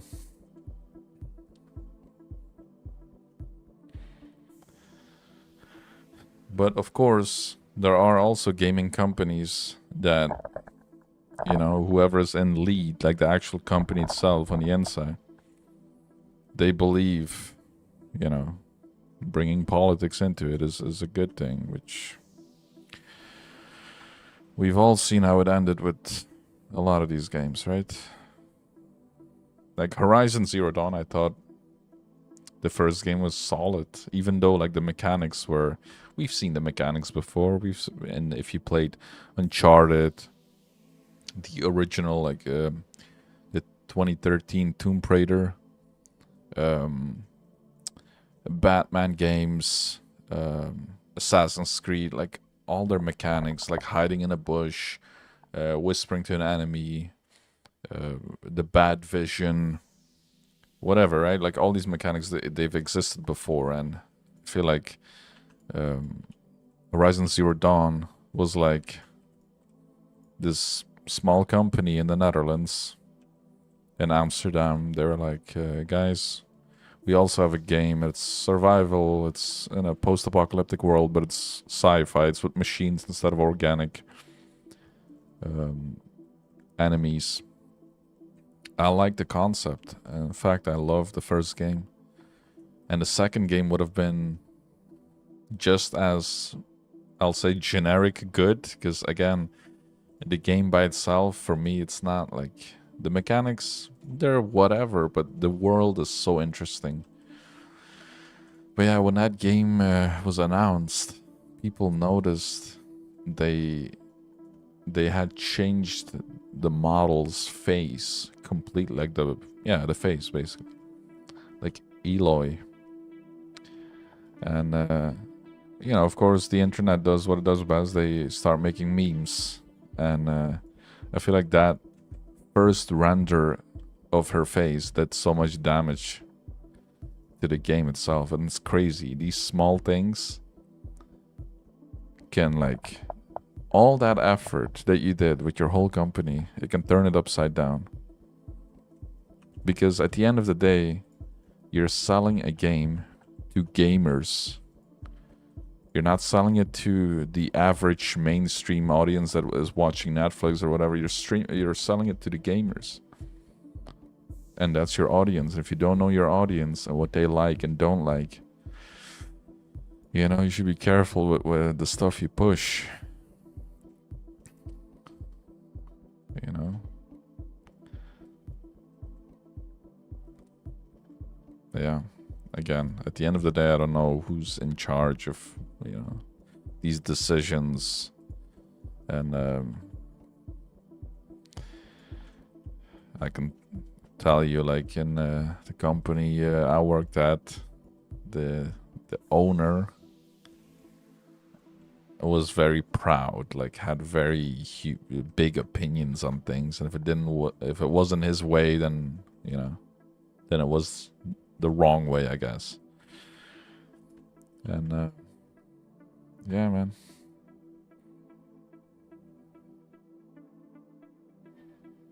You just have to assess your position, like what can you genuinely like do, and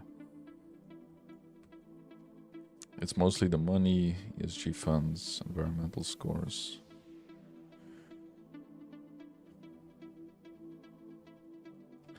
Yeah, it feels that way. Honestly, like they push out a game that it's like bound to fail, and then in no time the whole company is like laid off. They did it to like that last Assassin's Creed game. Which, by the way, the game itself like was on a technical aspect. So they had like seasons, and they modeled everything really nicely. Like, I believe that. And also, let's be honest, like a lot of that is being sourced out. I think outsourcing stuff in the gaming industry also killed a lot of jobs for, you know, juniors. You try to find a junior position right now. It's like finding a needle in a haystack, and the haystack is as big as like a country or whatever. You're not gonna find it. And as a matter of fact, again, I've talked about this a lot before on streams and videos. I've heard it firsthand from a outsource manager or someone in that position from Playground Studios. That said, we outsource a lot of stuff, and in fact, applying to these positions is a waste of your time because it goes straight into the bin. If you want, I can show your portfolio to our character artists, and they did. And, you know, I got which was great. That felt amazing that I got feedback from people in those positions. But then at the end of the day, it was like, unfortunately, we're not looking for character artists. We're already full. Like, you know what I mean? Like, it's great at one hand, like, oh my god, I got to get feedback, but at the same time, what's the use of your feedback if you're never, and I genuinely mean never, gonna be in that position? Because by the time that position might open up, a whole different world has taken over the gaming industry, and then, you know, we're coming back to where we are right now in the world with games. Like that new Crimson Desert, Stellar Blade, and, you know, so many other games that are coming out. They're like slowly taking over. You know what I'm afraid of though? I'm afraid the latest GTA 6, if it ever comes out, honestly, that game might never release. Who knows? If it ever comes out though, I feel like GTA is also shifting with because GTA, if you play GTA 5, it's so edgy with the jokes, and they're like making fun of like woke culture and like political correctness. GTA 6, I fear, is gonna go in a different direction, and then there might not be a GTA 7. But already, if I'm being really honest, GTA 6, I don't think was gonna release. Not in this lifetime, at least. So, you know, just pre-order a different lifetime and, you know, we'll be there. It's ridiculous, but... But if it does release, I'll be here to play it.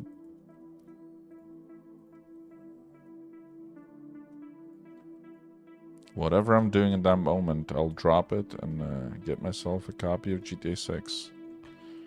And maybe a console as well, because it's first gonna release on console. Which also sucks. Like, why they gotta do that?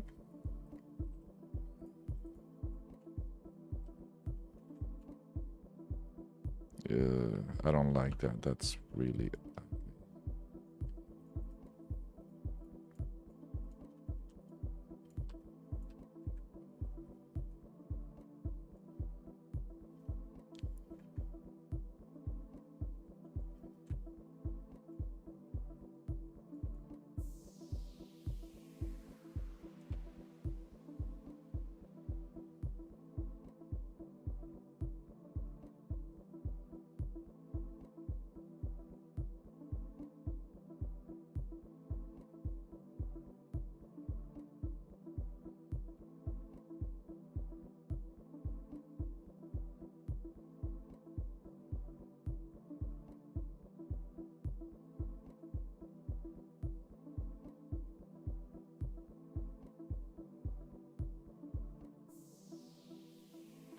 Okay, not bad, honestly.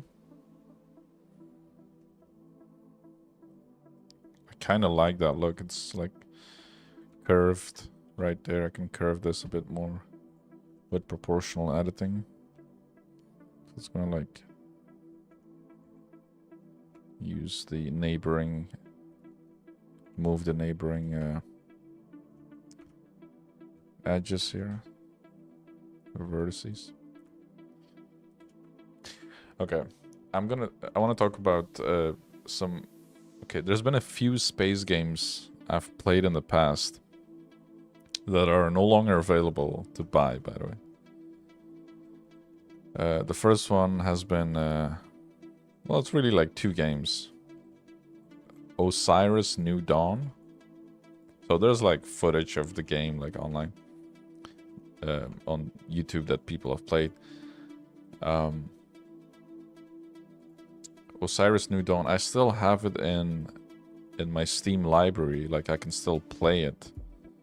That might be interesting to like stream, but just to like showcase what the game could have been. So it was a space survival game, and the way they tried to solve the whole...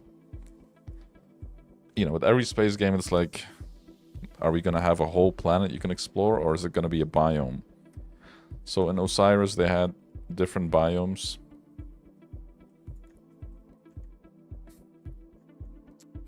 Like a area you could be in, and then I guess some planets had more than one biomes, and whenever you went into space, there was a weird like little makeshift loading screen. Like smoke would appear in front of your spaceship, and then before you know it, you were in space. Now, later, they changed that to straight up a loading screen. Just like, well, what's the point? What's the point of the first part, then?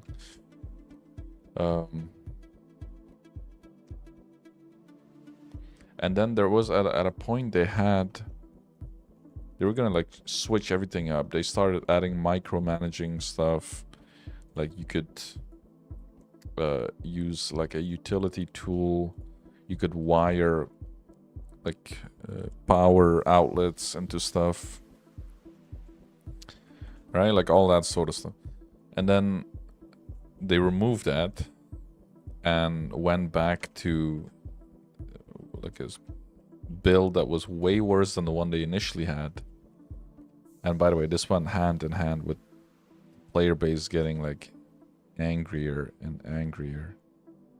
And then at some point they got bombarded with negative reviews on Steam, and Steam took the game off the store. And that was pretty much the end of the game. Very short-lived. It was an early access for a long time. But, you know, early access games are always a risk. Especially, like, if it's made by a small company. That company was really small.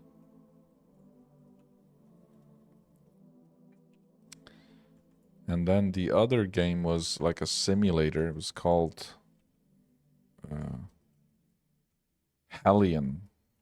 And honestly, that game was by far one of the most interesting space games I've ever played. It was first person. They used Newtonian physics. So you could like go into your spaceship, and that was kind of gimmicky traveling because, again, imagine a Kerbal Space Program, but it's first person, and like you don't really have like a map that you can just opt into and you know, control your little spaceship around. It was very gimmicky. I don't know, man. I really like that game. And then, yeah, development stopped, and they had to like shut the doors and run away with the money. No, I don't know if they did that, but yeah, they stopped developing the game, and so unfortunately, it was the end.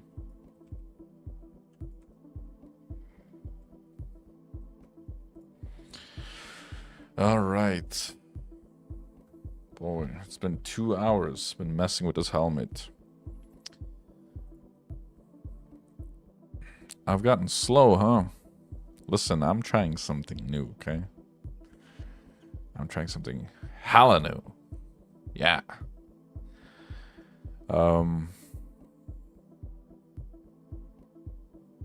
Okay.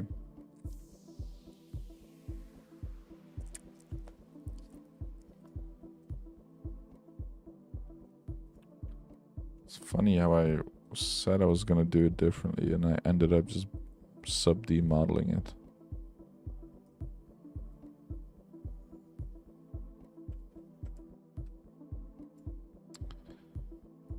Okay, let's just create a little...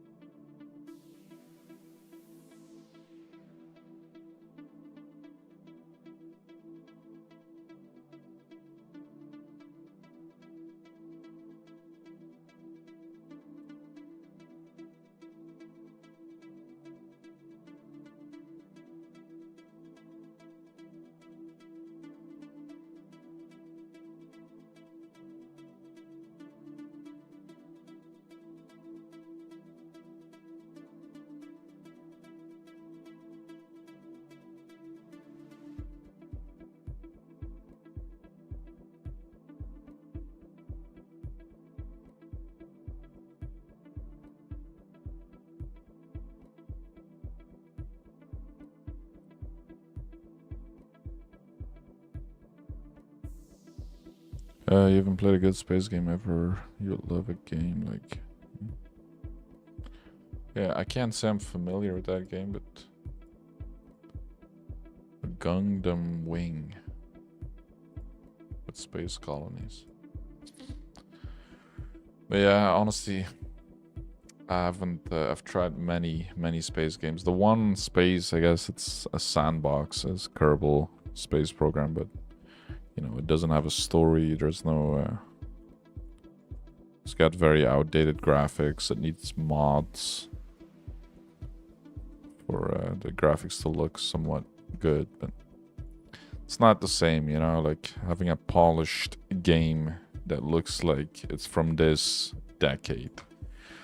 I don't really see much of that in the space community.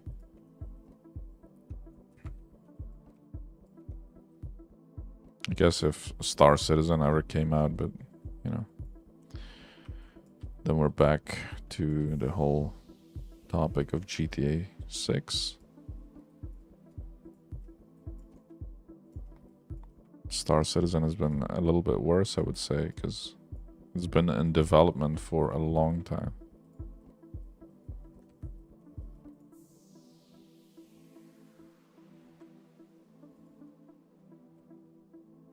Which, by the way, I have the game. It's just... well, there's no way to, like, just buy the game. You have to pledge, right? You have to pledge, and you can buy the cheapest pledge, and then you have access to the online community. But there's just nothing to do. It's also kind of a sandbox, really. And not to mention, when you put in so many hours, because it's in alpha development, when they do a huge update, there will be a server wipe, so you will basically lose everything and that you've earned in game, and you'll be left with the stuff you had bought. So yeah, there's that. Okay, all right, let's pause on his helmet, because I'm losing the plot. Turn the helmet off. And turn this guy off. Okay. Let's try something with these shoes, huh?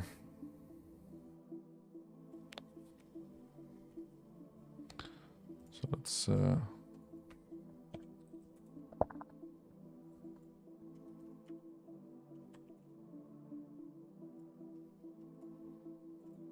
something new.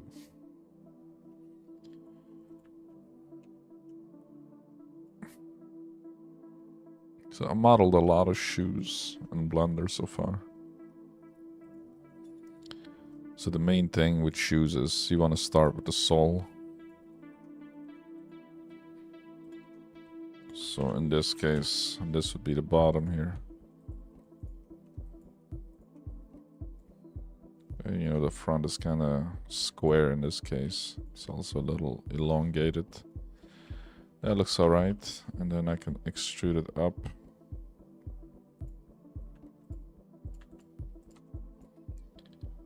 And it's very simple, but that's our sole here.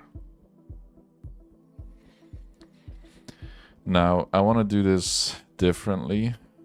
So I already said I was going to, but I didn't end up doing it. I'm either gonna hard surface sculpt, which also never really done that. Or, because look, it has a lot of details, right? Like it has the little lines and the insets and whatnot. But I could do it like this as well. Just imagine. It's all about planning this out, right? We have the main silhouette. So we got a cylinder here. We got our sole that I just modeled. But then the silhouette of it is, there's parts sticking out, there's parts going in. There's all these lines and intricate designs. I can model the main thing right now. It should be a cylinder. We have the sole. And maybe some of this part right here. That would be subdivided, modeled, and applied. Then I model some of these loose parts, subdivide them. I attach them with booleans. The parts that are cut in that are huge, I'll also cut those with booleans. Like here. this guy over here, I'll attach everything, and then for the lines, I'll go in sculpt mode and add them with curves. So I'm gonna use a line brush, but I'll use curves to cut them in rather than painting them on manually. So step 1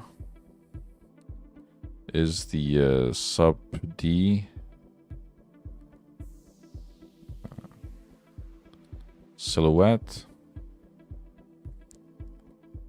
Step 2 is Boolean. Don't mind my handwriting, guys. Step 3, detailing. Let's try that. Okay.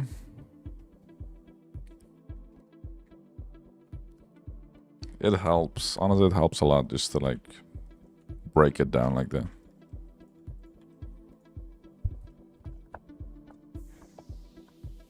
Because you're looking at primary, secondary, and tertiary levels of detail here, and that's always been like a scary thing in my mind when designing something. Because it's like, where do you even start?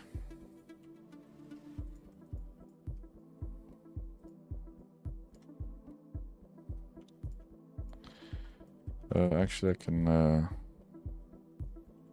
just extrude this guy. Delete the face and then make it circular.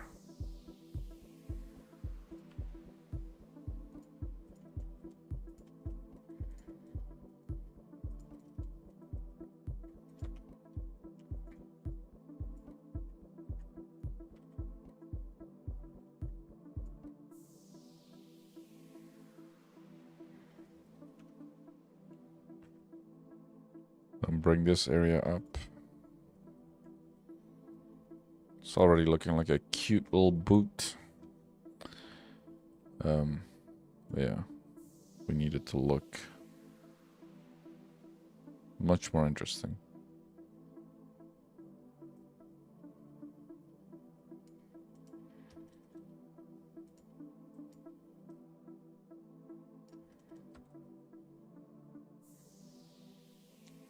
So, okay, let's consider it as the main boot. So I'll duplicate this, apply that. So that's what the subdivided version looks like. Maybe subdivided. Okay. Maybe less. That's fine. Now,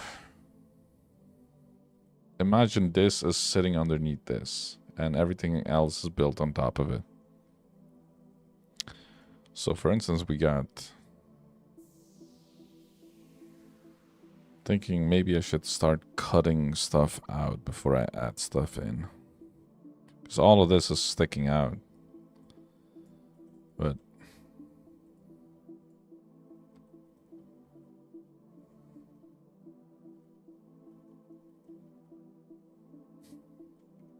Okay. Let's try my hand at it, huh? Let's remove the sole. So I'll duplicate this. And get rid of that. And I'm just gonna extrude it outwards.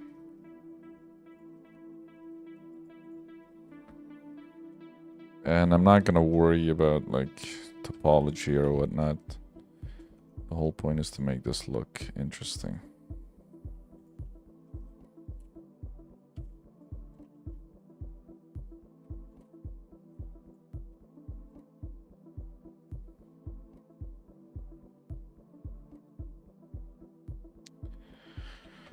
Okay, so the first thing I notice is this cut here.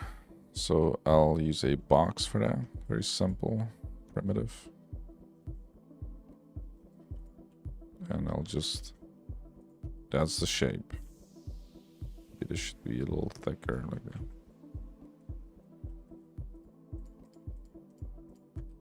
Simplify this.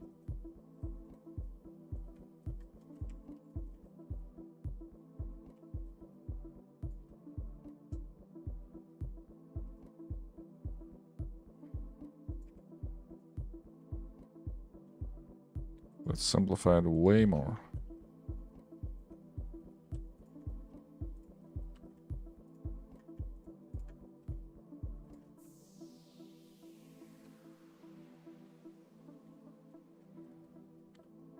Let's see, some over there.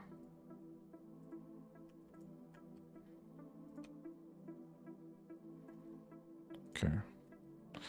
Apply that.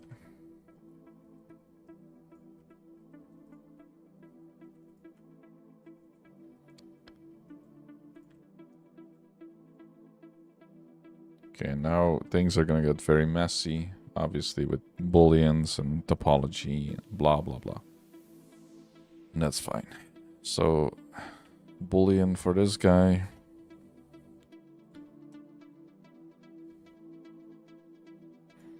Let's try and I'm gonna try to not apply things too quickly.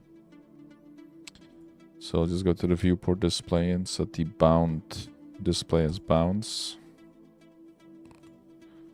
Maybe bevel this guy.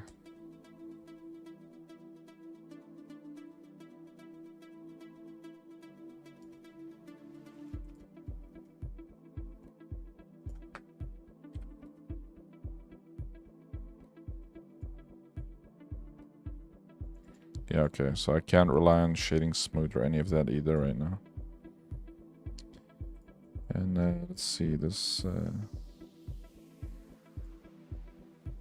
side here has to come in a bit. And lower.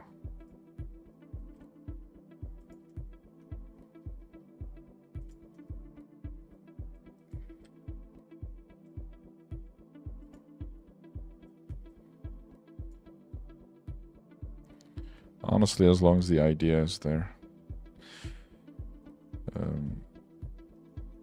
I feel like I messed up the sole here.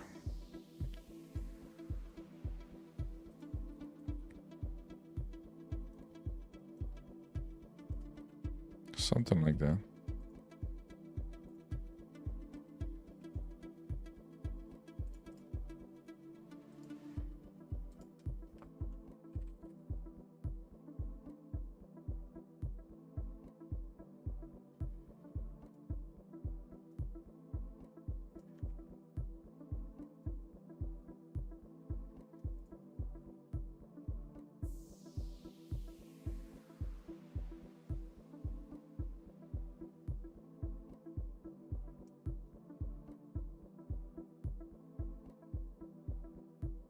Let's just apply these for now.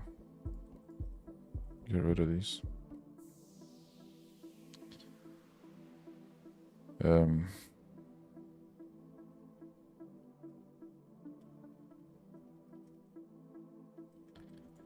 so I added a bevel at the front, which is not there in the original. The original is pretty, like, stumpy. Which kind of looks nice.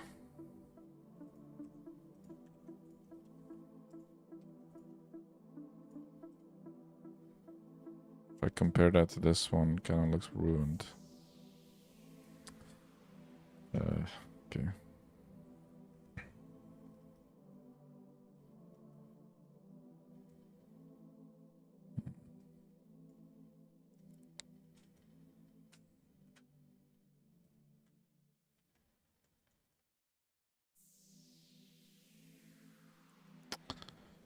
That was a tough one.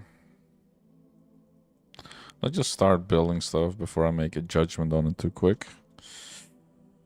Who knows, right? Maybe it'll turn out good.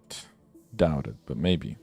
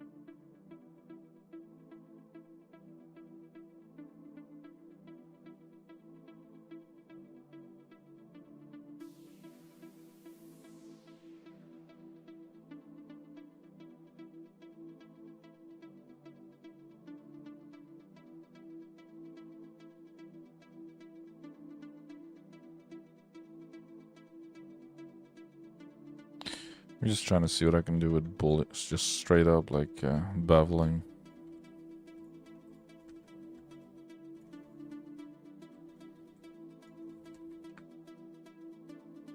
Like something I would do in plasticity as well. Just grabbing a piece of mesh and start beveling it.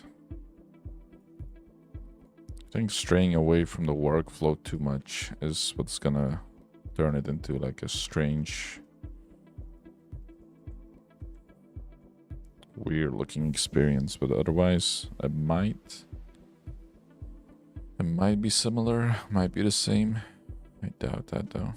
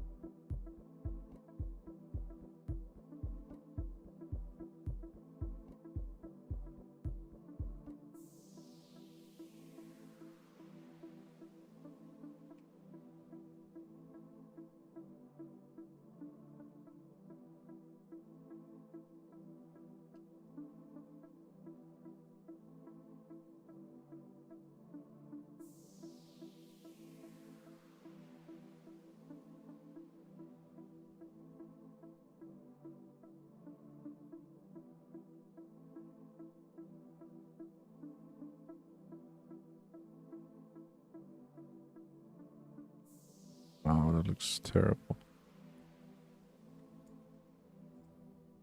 Okay, whatever.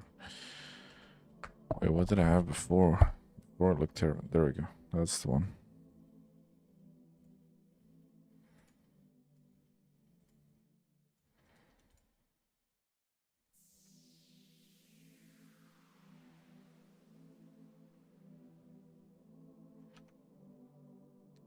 So, let's see.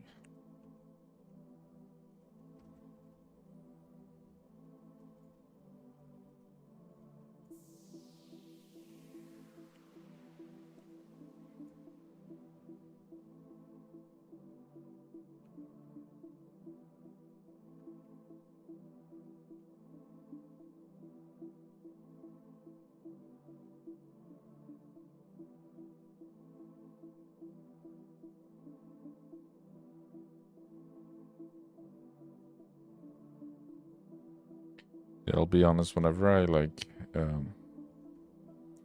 do something I've never done before, the imposter syndrome kicks in so hard. You know, because essentially you're doing something untested.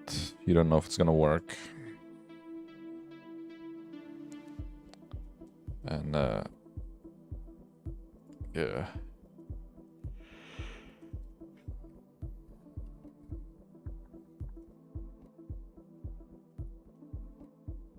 Sometimes it seems like a bad idea.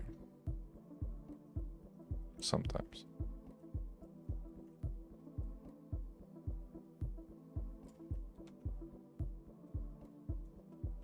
That's not it. It's...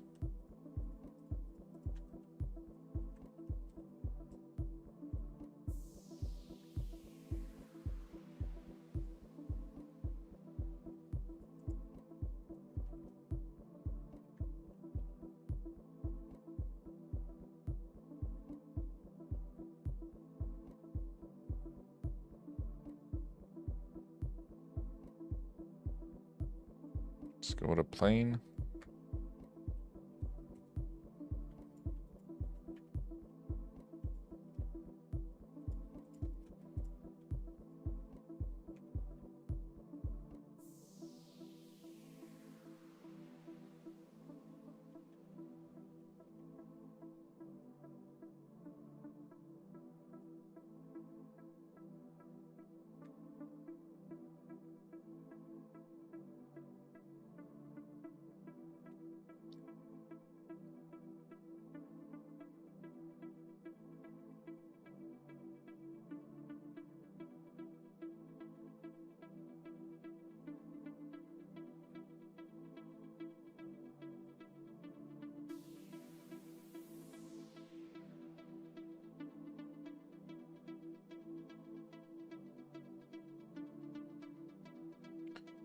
Oh, thank you, Lunar.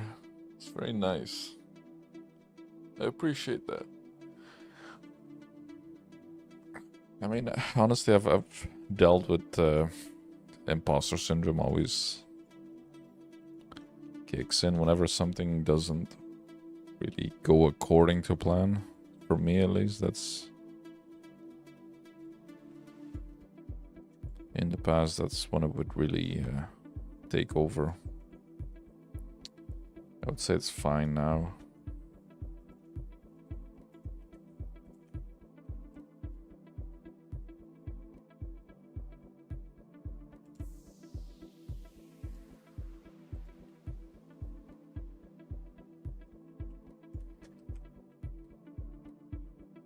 Oh, crap.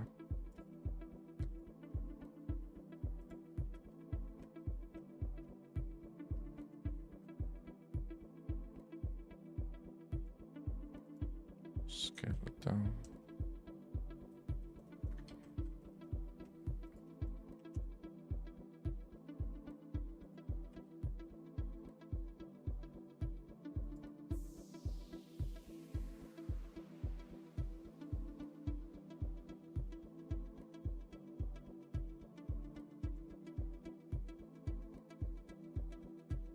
Something like that.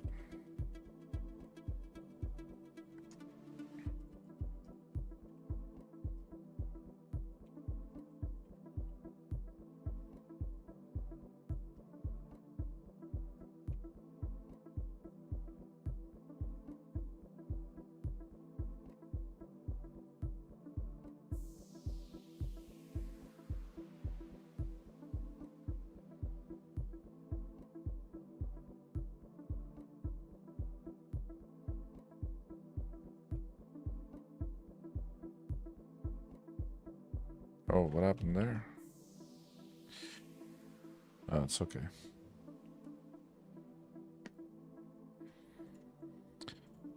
I wonder if I can bevel this guy. I know it's not gonna happen by itself, but maybe if I clamp override, it's gonna be really messy.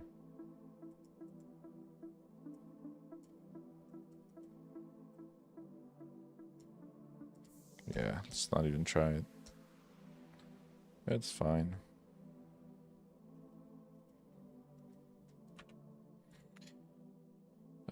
Let's see. Let's try to model a few of these elements separately, and I'll bring them together somehow.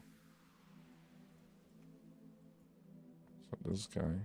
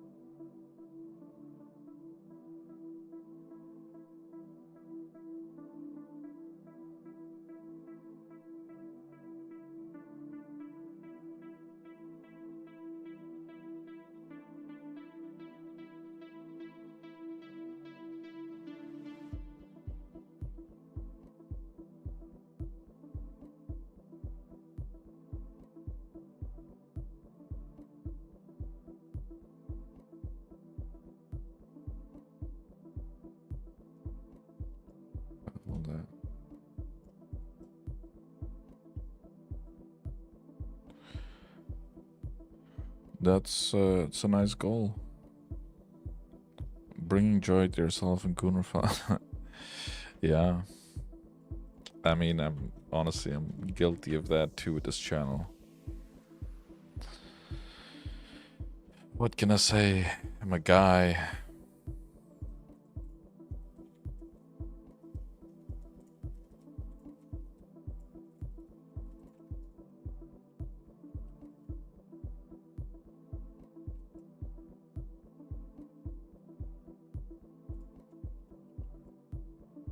So let's...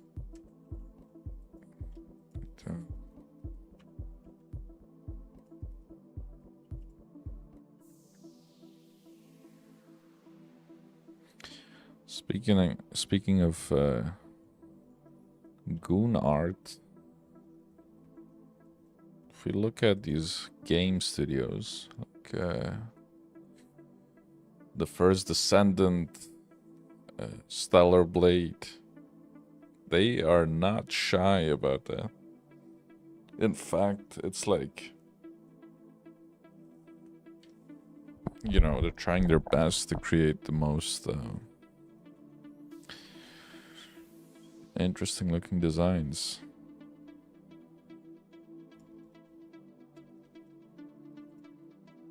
All right, take your time.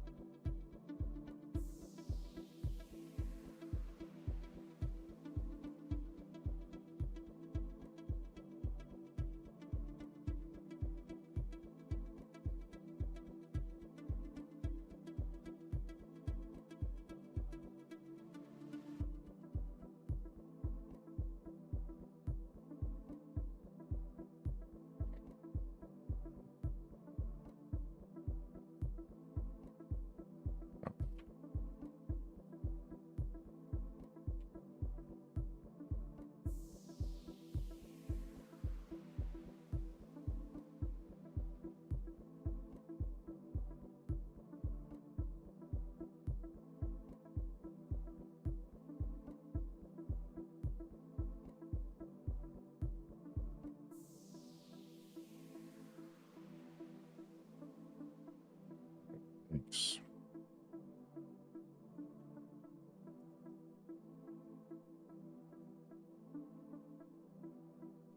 Well, something like that, I think.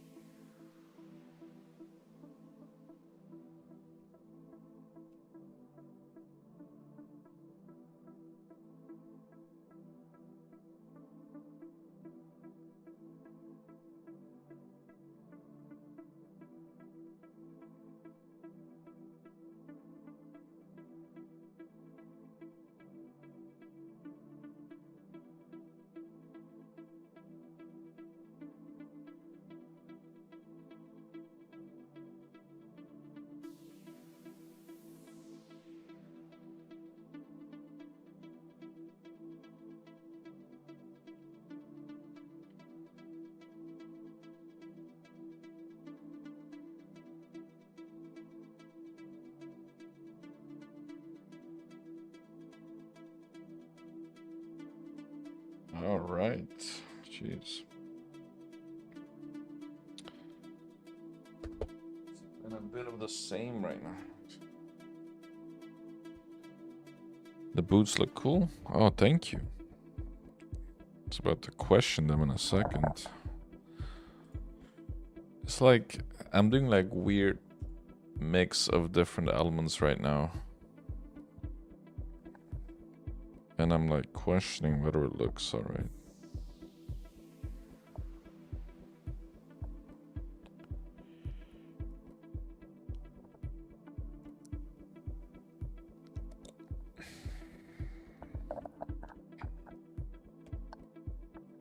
By the way, if I do end up on the next stream going with a different method, like I'll try to do this in plasticity as well off stream, just to see like how easy or hard it is.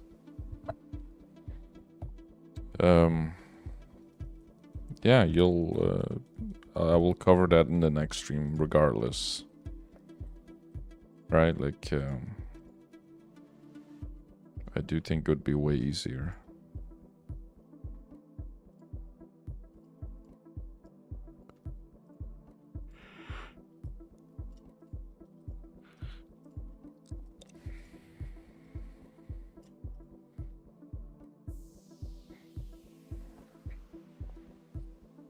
Because it doesn't feel like it's held together right now.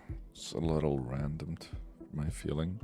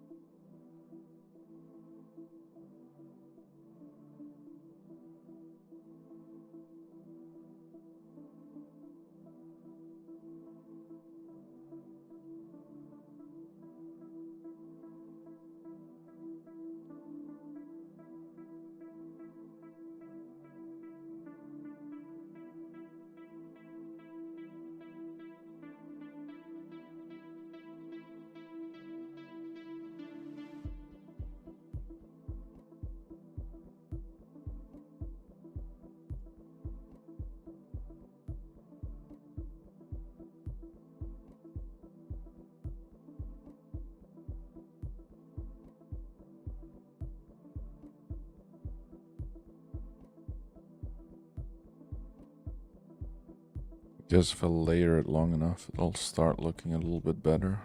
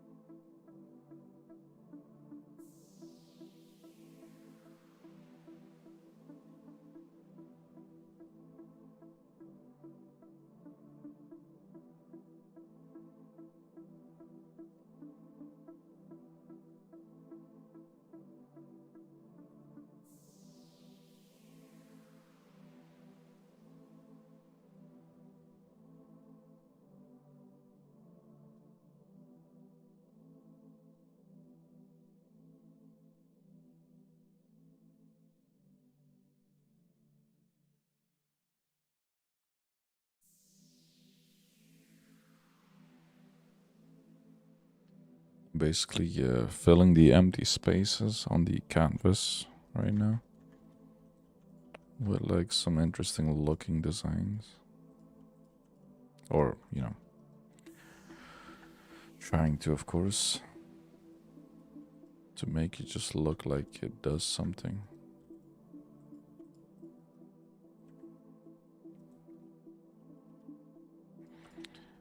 I once asked the through ArtStation one of the environment artists on Star Citizen, like when they create the like ducts and whatnot, do they actually have to make it make sense, or does it just have to look like it does? And he replied, he said, just, you know, as long as you sell the illusion, because, you know, no one is really gonna care. Maybe like a handful of people are gonna care, but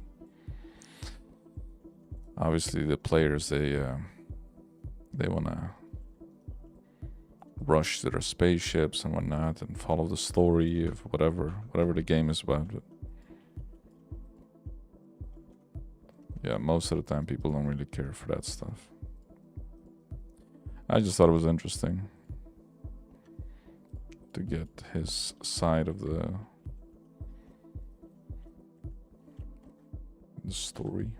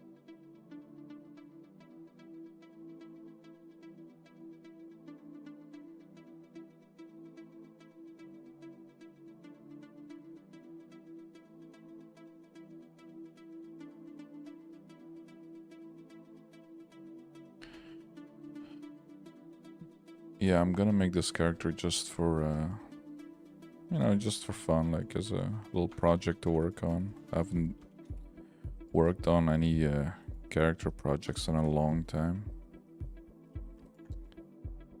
I will like animate it a little bit, like idle animation. I think having like a complete package is always nice. It's not gonna be game optimized. That's usually what I do, but in this case, the finalized version will be subdivided. Of course, it will be optimized to a degree. You know, even if you sub-D model something, you can still bake out the really high detail pass. I'll do that, but other than that, it's gonna be quite the same.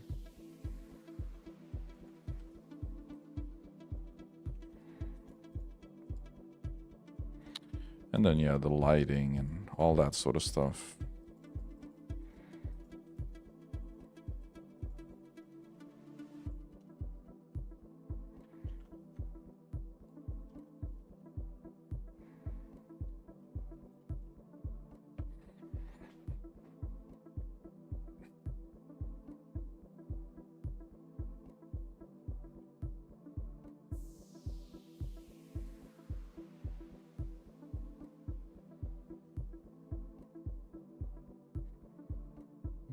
So far these sharp elements in this are looking the weakest. I'm actually gonna delete that and just reuse this, because again, I'd rather make the shoe look more interesting than just blindly following a pattern. Which, by the way, these two like sides don't even match up. It's AI shit. So also, I just realized that's wild. This foot, she's facing that way, but this shoe, this is the front, so her foot is backwards. Like I said, but it's fine. It's all about the idea.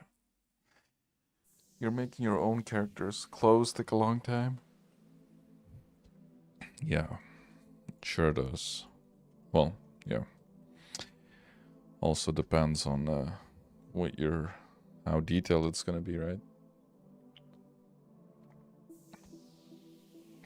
But generally, I mean characters in general, like if you're already making characters, you're gonna work on one hell of a project, because unlike like hard surface stuff, when I'm modeling a motorcycle or like a sci-fi bike or whatever, car or anything, I can get away with a lot of time saving, because sub-D modeling stuff and whatnot, it's gonna look nice and flush and whatnot. Yeah, custom character is I might be biased in saying this, but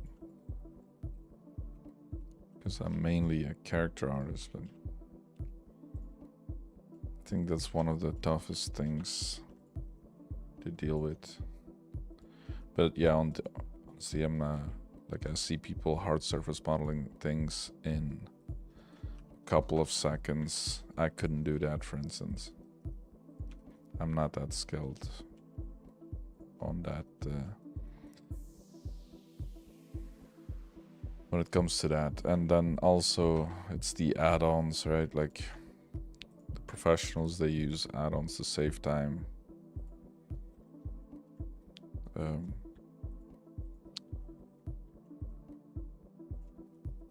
I never really looked too much into that. I don't know if I would, because again, it's not my forte. It's not my niche, not my thing, so it's fine.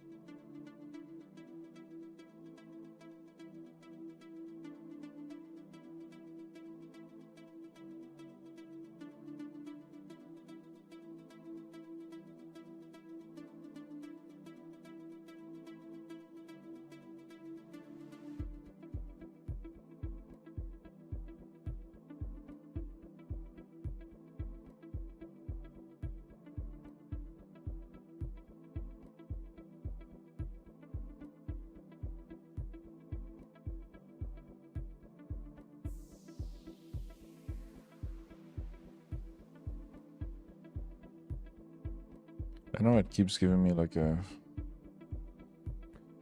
like an error code, but then it still works. Weird.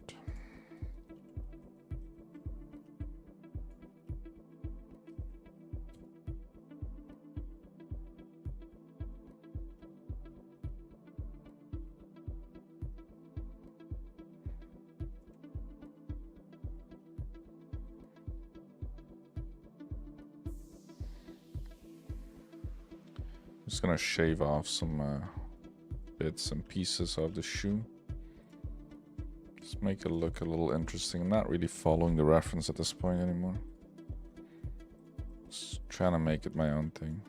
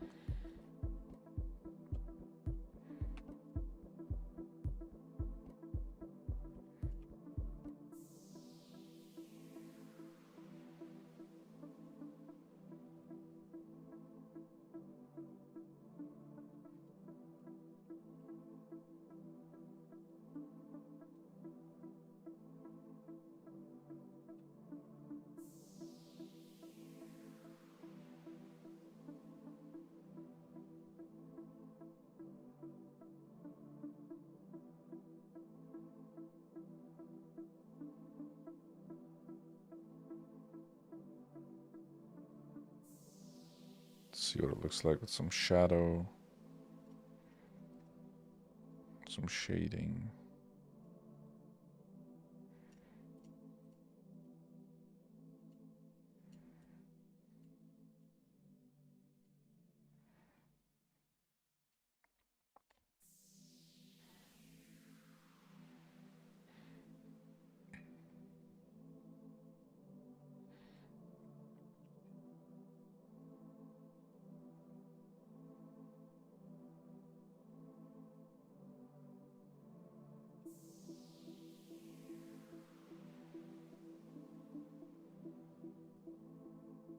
Let's get rid of these.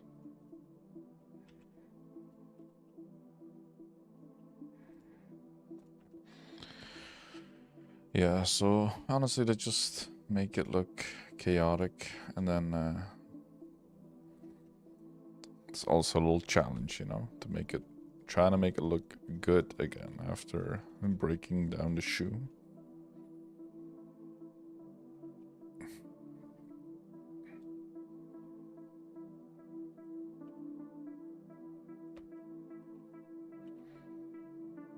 See, maybe reuse this on the back.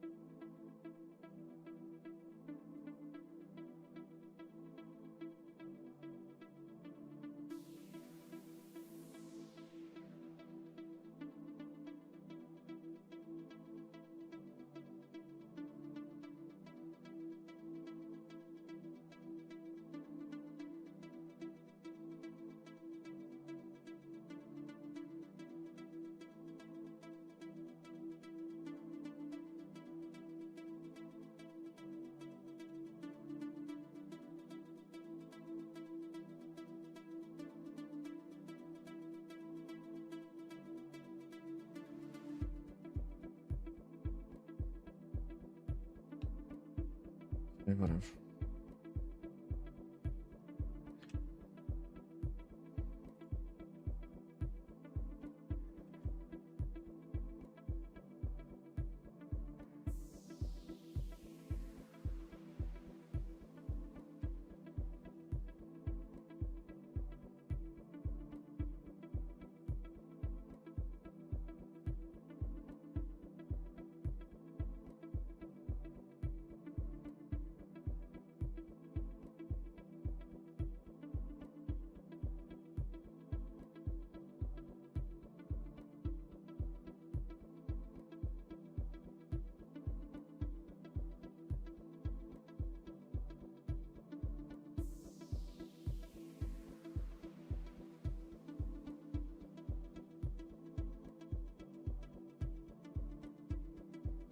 Give it like that type of Apollo style moon shoe. Yeah, like that graded part in the front. Maybe not this much though.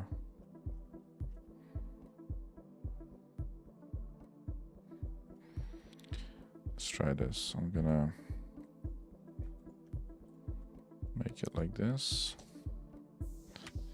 I'll use this.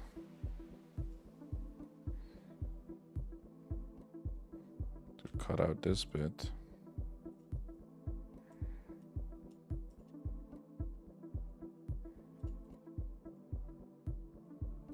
Oh, what the hell?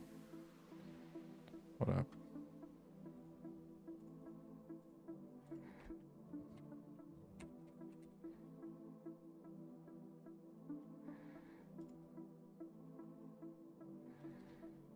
Oh, that's interesting.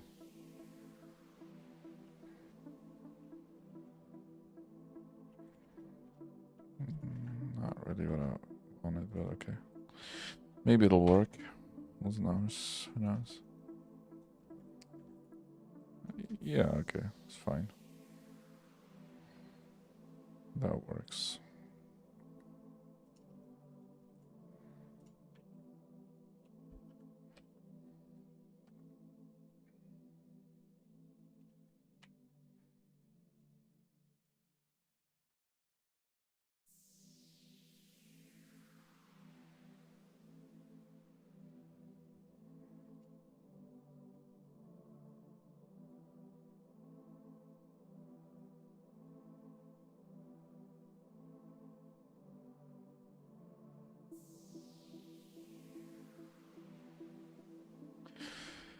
Nice, look at that. It's starting to come together. Now, one thing that's always worked with making something look detailed and interesting has been wires and battery packs and whatnot. So imagine these are like all wires and this and that. Like, sorry, imagine these are all like, you know, utilities, batteries, I don't know, like some type of machinery. We need wires for that, cables of all kinds. So this is going to be our cable and our cable type. This is going to be made like so. Let's do a circle and a duplicate of that. So this is going to be one cable type. Profile, I should say, cable profile. And then this is going to be another one.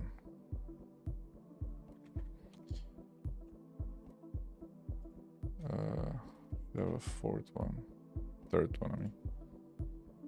A plane, take out the inside, bevel the edges.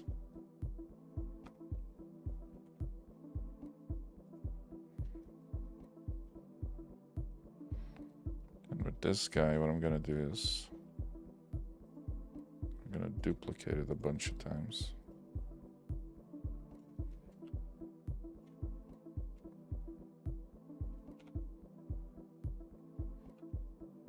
Maybe a little randomization.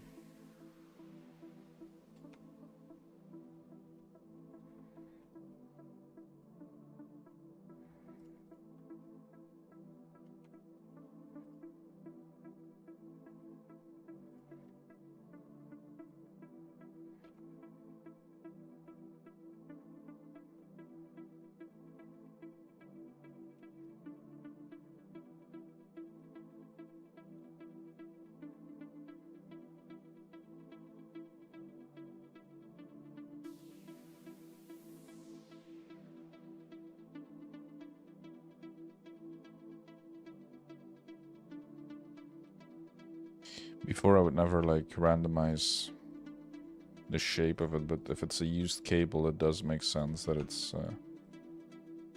you know, a little bit all over the place, like a little wonky. So I've got these 4 profiles. I'm gonna right click, convert to, actually I don't think I'll need to do that at all. Like, let's have 4 different profiles here. In the geometry, I select object. I select, no, I do think convert to curve. Object. Yeah, okay, alright.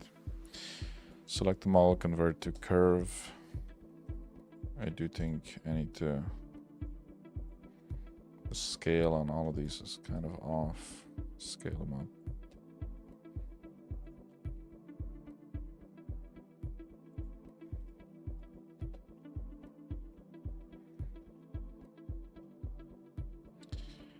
This one gets to have the where is it? The bevel profile. It doesn't really, well, obviously if it's a circle I could just use its own profile, but let's just make this a little wonky.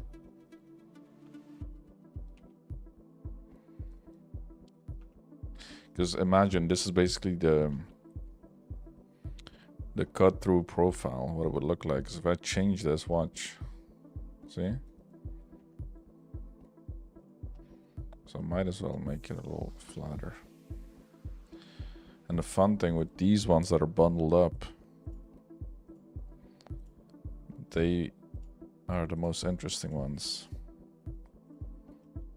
Because, you know, they're like, watch, if you... Obviously the vertical depth doesn't do much, but... And now you can do some crazy stuff with it. So I'm gonna start off with, I think, these guys here. Maybe do this. Let's see.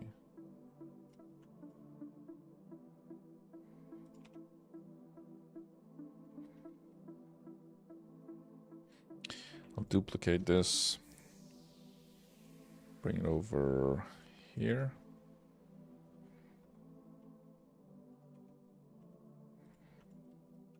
Start from an end position, like somewhere where the cable would come out of. So why is it offset? That's not correct. See, on the profile, make sure the origin is in the middle, otherwise it's not gonna be correct on your wiring. And Alt S to scale up or down, so I'm gonna scale this down a bit. And just follow this path. Control T to rotate.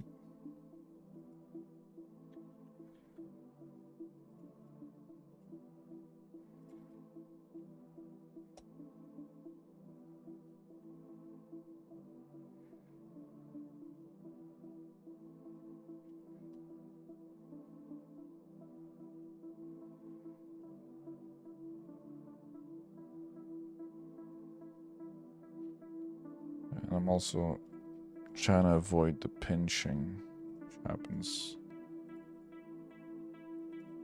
if you're, because my profile is so wide.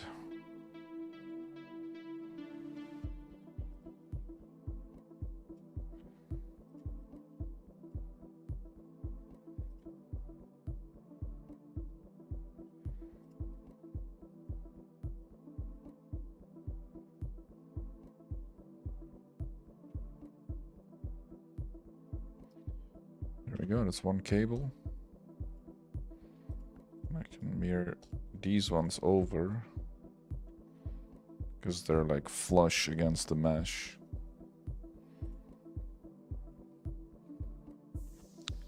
I'll have these guys coming from here.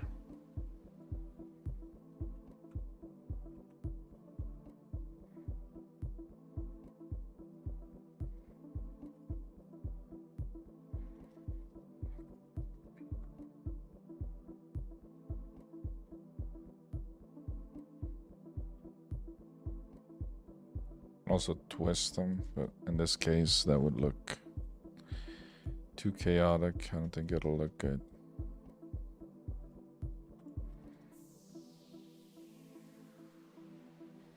And these cables are too thin in my opinion, so I'll just randomize the thickness of it by taking some parts and like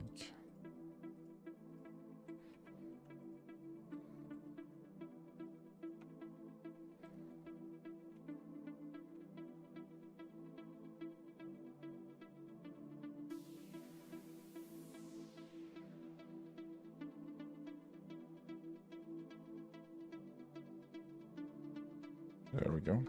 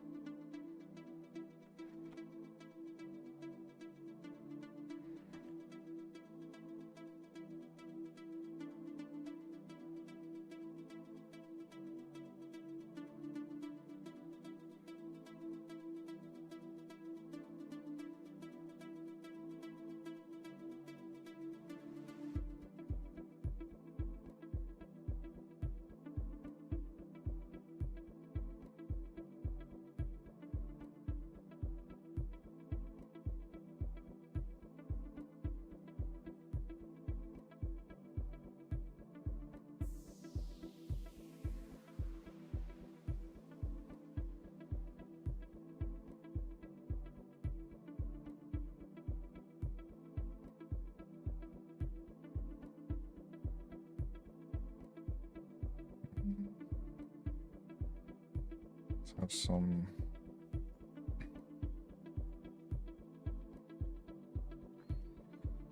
some cables pulled through here. Like at the end of the day, you're still trying to make it look pretty.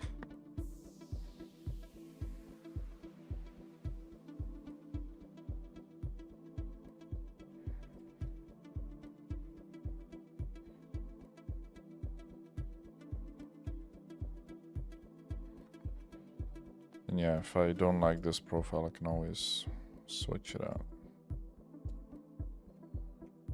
for one of these.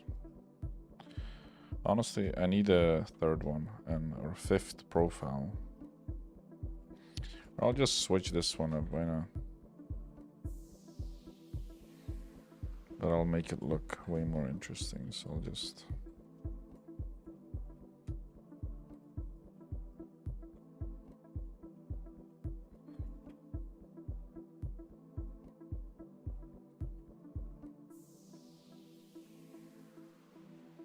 like that. And this is the result of that. This is, by the way, also how you can make hair on your characters. It's stylized one. Like a bundle of cables.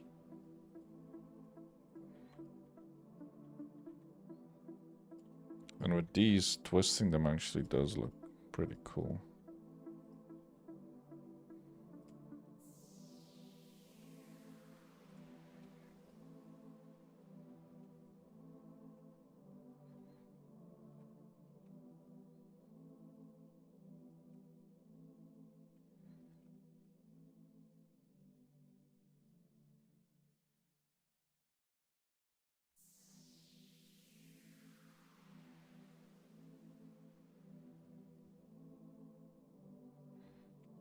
Rather than mirroring this over, I'll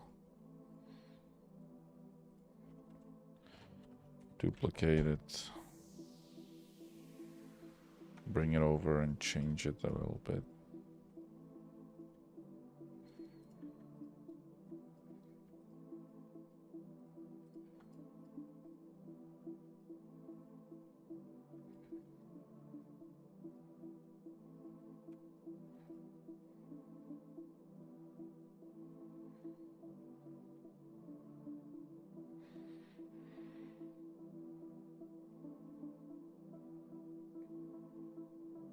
See, what I could also do is grab this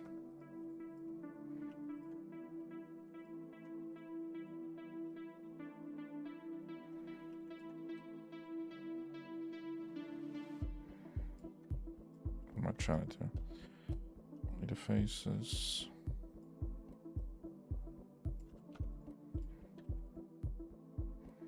Convert to curves.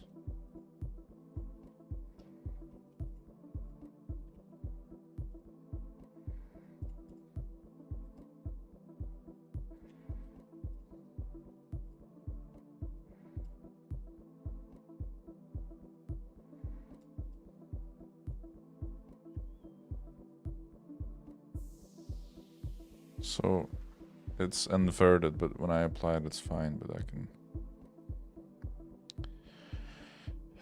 Where is it?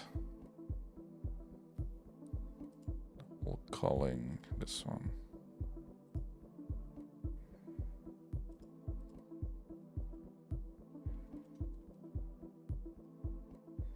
Whatever, I guess. Can place this here.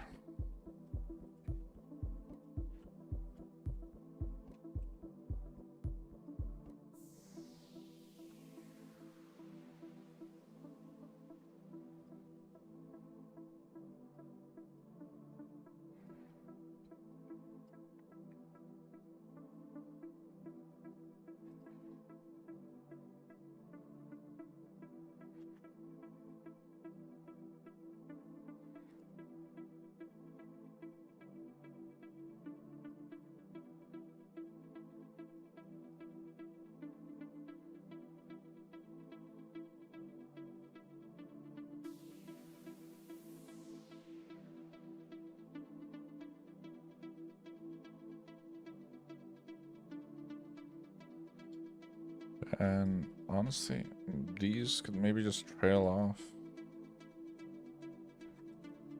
Or, well, maybe not. Let's connect them to somewhere.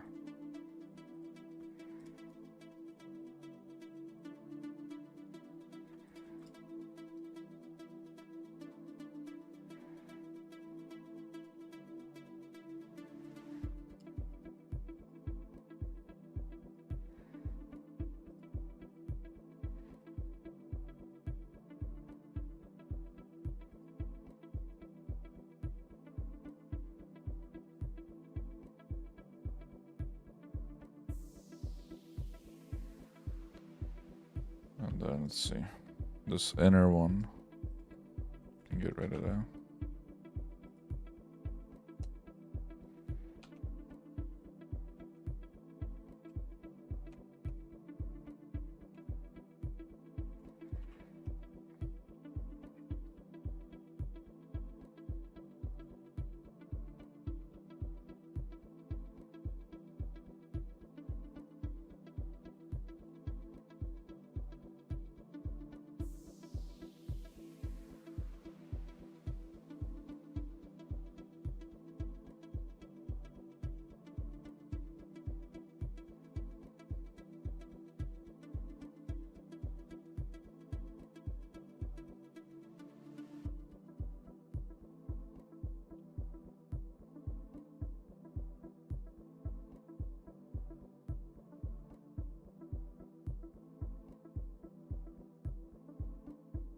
Oh, that's interesting.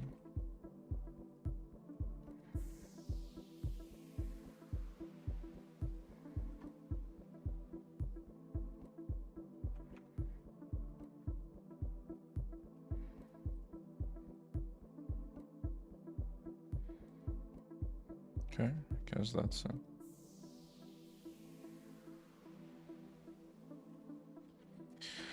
And then these things are connectors now. That's their purpose.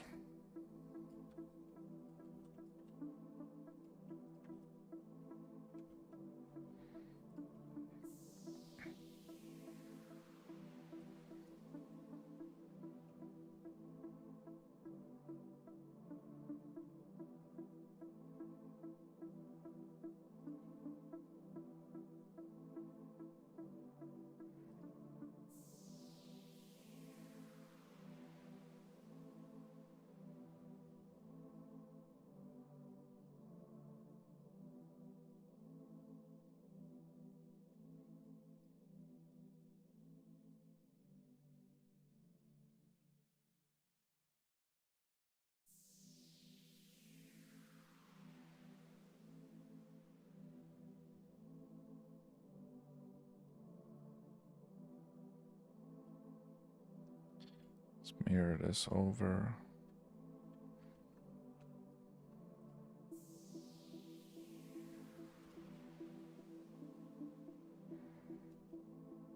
The shoe is getting bigger and bigger by the minute. Okay. 3 hours, 20 minutes in the stream. Okay, let's just see what it looks like so far with everything. I know in contrast to the helmet, this oh, the shoe's backwards. That's the other thing. But the shoe is turned out way better than the helmet.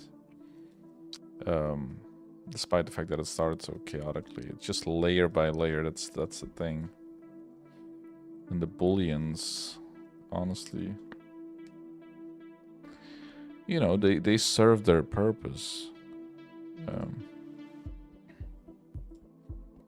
You know, because like sub-D modeling everything is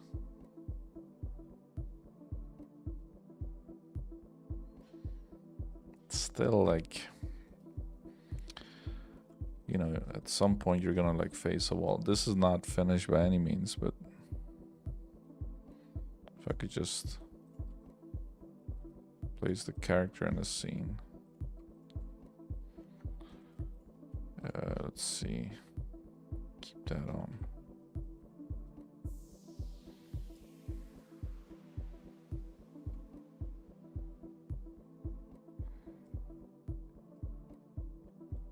Am I gonna do this?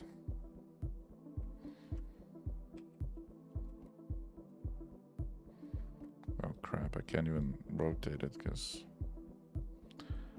okay.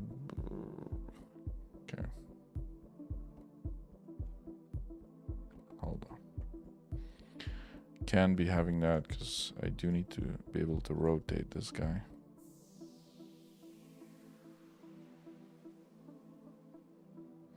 Let's make a empty. Call it master, and then grab everything. Parent it.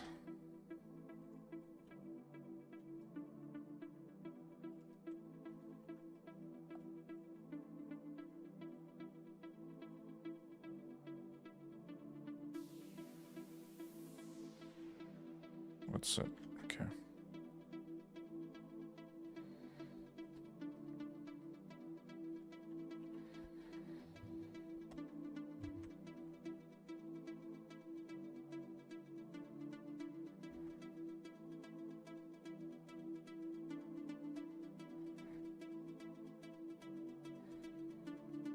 Select the hierarchy.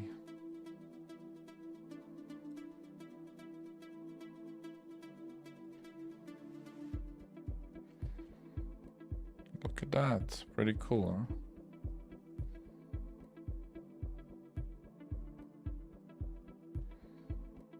What is she wearing again? I'll check.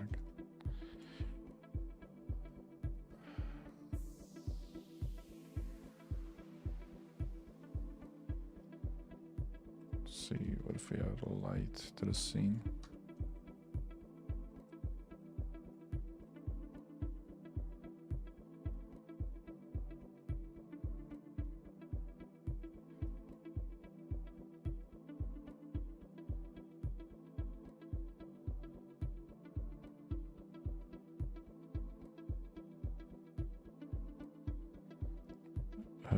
This is weird. I wonder why this is not. Oh, there we go. Just turned off. Just quickly light the character. Just see what it would look like with the shoes on. Pretty solid. I really love you know, once it's lit, the shadows are doing a lot of the work here.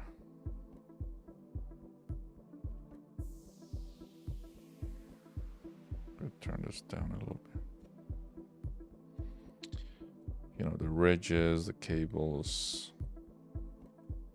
Pretty cool. Like, so I think next time I'll do the same thing with the helmet instead of keeping it nice and polished. Or I could just reuse whatever I have right now.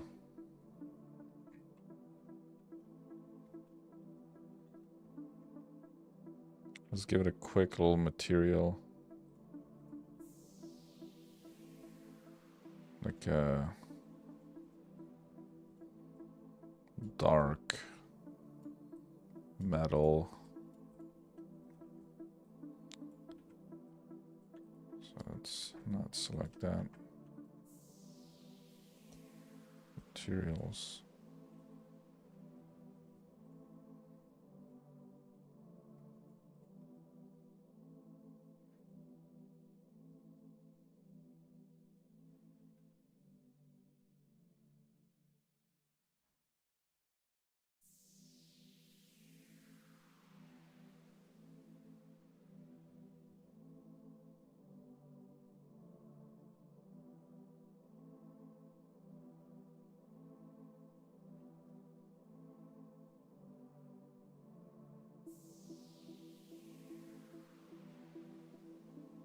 But a blue looks nice. A clear coat, maybe. So that looks like car paint right now.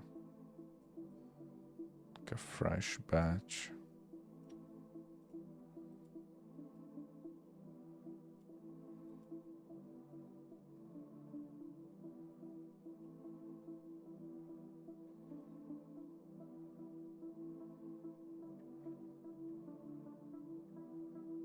Either way, you get the idea. Hopefully.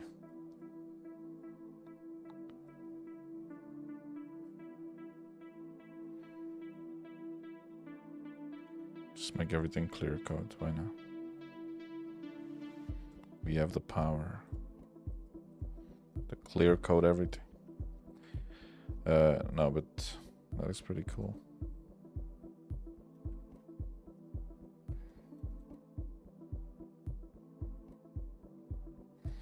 Now, of course, making this, again, I said, optimizing it into a game-ready state, that's not necessary. But optimizing it to unwrap this definitely is very much necessary. And yeah, that's gonna be interesting for sure. It's gonna be a whole ass puzzle.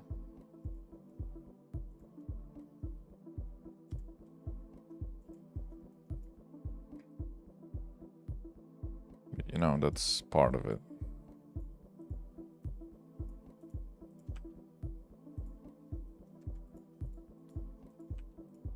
Oh, get the material that looks like a rubber. Now with both of these lights, oh, they got jitter on already. I feel like with rubbery material, this obviously is not, the edge is not catching any light because it's sharp, but if you add like a subsurface to it, turn everything to 1, you can get some really interesting results with that.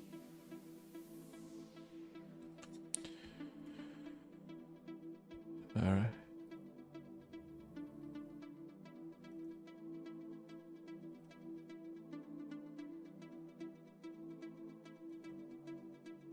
Let's give it some color again.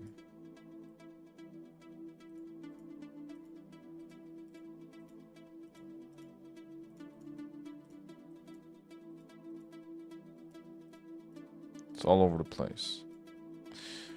Alright. I think this is a good place to end the stream because it's been 3.5 hours, and I also notice kind of freaking worn out from this, which is fine. I don't know when the next stream will be. Probably next week, because you know, in 2 days it's already next week. But yeah, stay up to date.